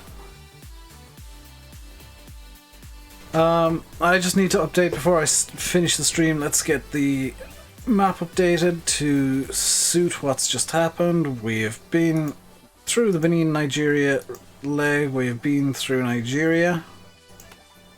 We have been through the Benin, or the Nigeria Equatorial Guinea leg, and we are now at Malabo International Airport in Equatorial Guinea, and the entire Western Bulgibit, the entire Western Sahara has been covered. And we're probably actually 2/3 of the way down the west coast of Africa as a whole. Next stream, and I'm just looking at the map here to plan this out. Next stream is going to be Cameroon and Central African Republic. And we might squeeze in Equatorial Guinea. Or not, sorry, Gabon. That's 1,100 kilometers. No, that's not. So next stream will be Cameroon and Central African Republic. And I might do it in, I don't know. Maybe the Cirrus. So next stream we'll be going from Malabo to Yaoundé to Bangui. Then after that it'll be to Libreville. And after Libreville, possibly a separate stream, it'll be Sao Tome and Principe all the way over to Brazzaville. Am I sure it's Brazzaville? Yes. After Brazzaville is the first meme leg. Because if you go onto Google Maps right now and you put in Brazzaville, you'll see Maya Maya International Airport there. And then you'll see the Congo River. And then south of the Congo River, you'll see Aéroport de Ndolo in Kinshasa. Kinshasa is the capital of the Democratic Republic of the Congo, which is a different country to the Republic of the Congo. Our first meme leg is only, 1, 2, 3, 4, 5 legs away? And I'm going to do that in something silly. The meme legs are going to be something silly, and I'm going to go VFR. I'm thinking right now of Piper Cub as our first meme leg, just to ease us in. As our first meme leg plane. I've got a Piper Cub, it's slow, it flies low, I'll be basically just over the ground. Because we're only crossing a river, we don't need to like zip up really high and come back down, we just need to get enough air under us to keep us afloat. So we'll probably do that in Piper Cub. The meme legs are the shortest legs of the journey, and I'm going to do them in as silly as a manner of a manner as I can. There we go. Although there is one meme leg that is particularly funny, and it's not after the Turks and Caicos. Where is it? No. Ah, there it is. It's after Montserrat. I'll be taking off from a very small airport, and I think it's Montserrat. Is it Montserrat? No. I am wrong. I am wrong. It's St. Kitts and Nevis. There's a very small airport, St. Kitts Bradshaw International. It is very short runway. I'm going to be taking off from there in a 747. It is not going to be very soon. And I'm going to be flying a very short journey of only probably 150 miles, maybe 200. If even that. To the Princess Juliana International Airport. Which is world famous. Because at the end of runway 28... Actually, at either end of the airport, but mainly 28, is Beacon Hill Road. And just beside Beacon Hill Road is a tourist beach. Maho Beach. Princess Juliana International Airport is the airport where the tourists go to get blown over by jumbo jets. Or by passenger jets. So I'm going to be flying there and... yeah, Alexander. I'm going to be flying there in a 747, which is the most ridiculous plane to fly in there, because it's one of the more dangerous ones to fly in. That'll be a full flaps, full brakes, full everything landing. That'll be throw down the anchors and hope for the best. But, I'm just looking at the map, which is available if you put !route in chat. I'm going to the one where the plane goes over the roundabout. No, I'm not going to, I know which one you mean. I'm not going to... I need to find it again. I need to remember which... I think it's on the North Island. I'm not going to the... Not Clayton J. Lloyd... It's on the coast, because I distinctly remember there being issues in the past of planes falling off. Oh, it must be down over on the main island then. Is it Esperance? No, that looks too logical.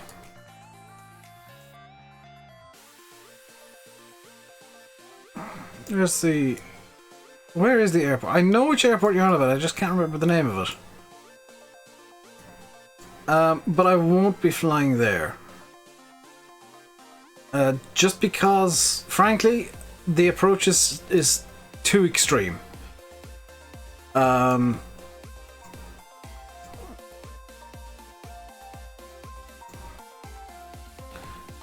St. Barth's.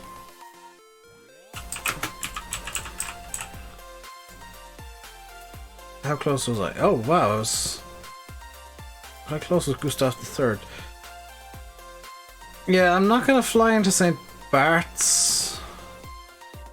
Actually, Gustav III, I think, is the airport. Yep, that's it. Yeah, I won't be flying into St. Bart's just because, even for me, that is a bit too extreme of an approach. Just diving in over the ground, and basically kicking people in the face as you go down. I'd love to do it in real life at some point, like be on a plane going into St. Bart's, but no, oh, it's further south.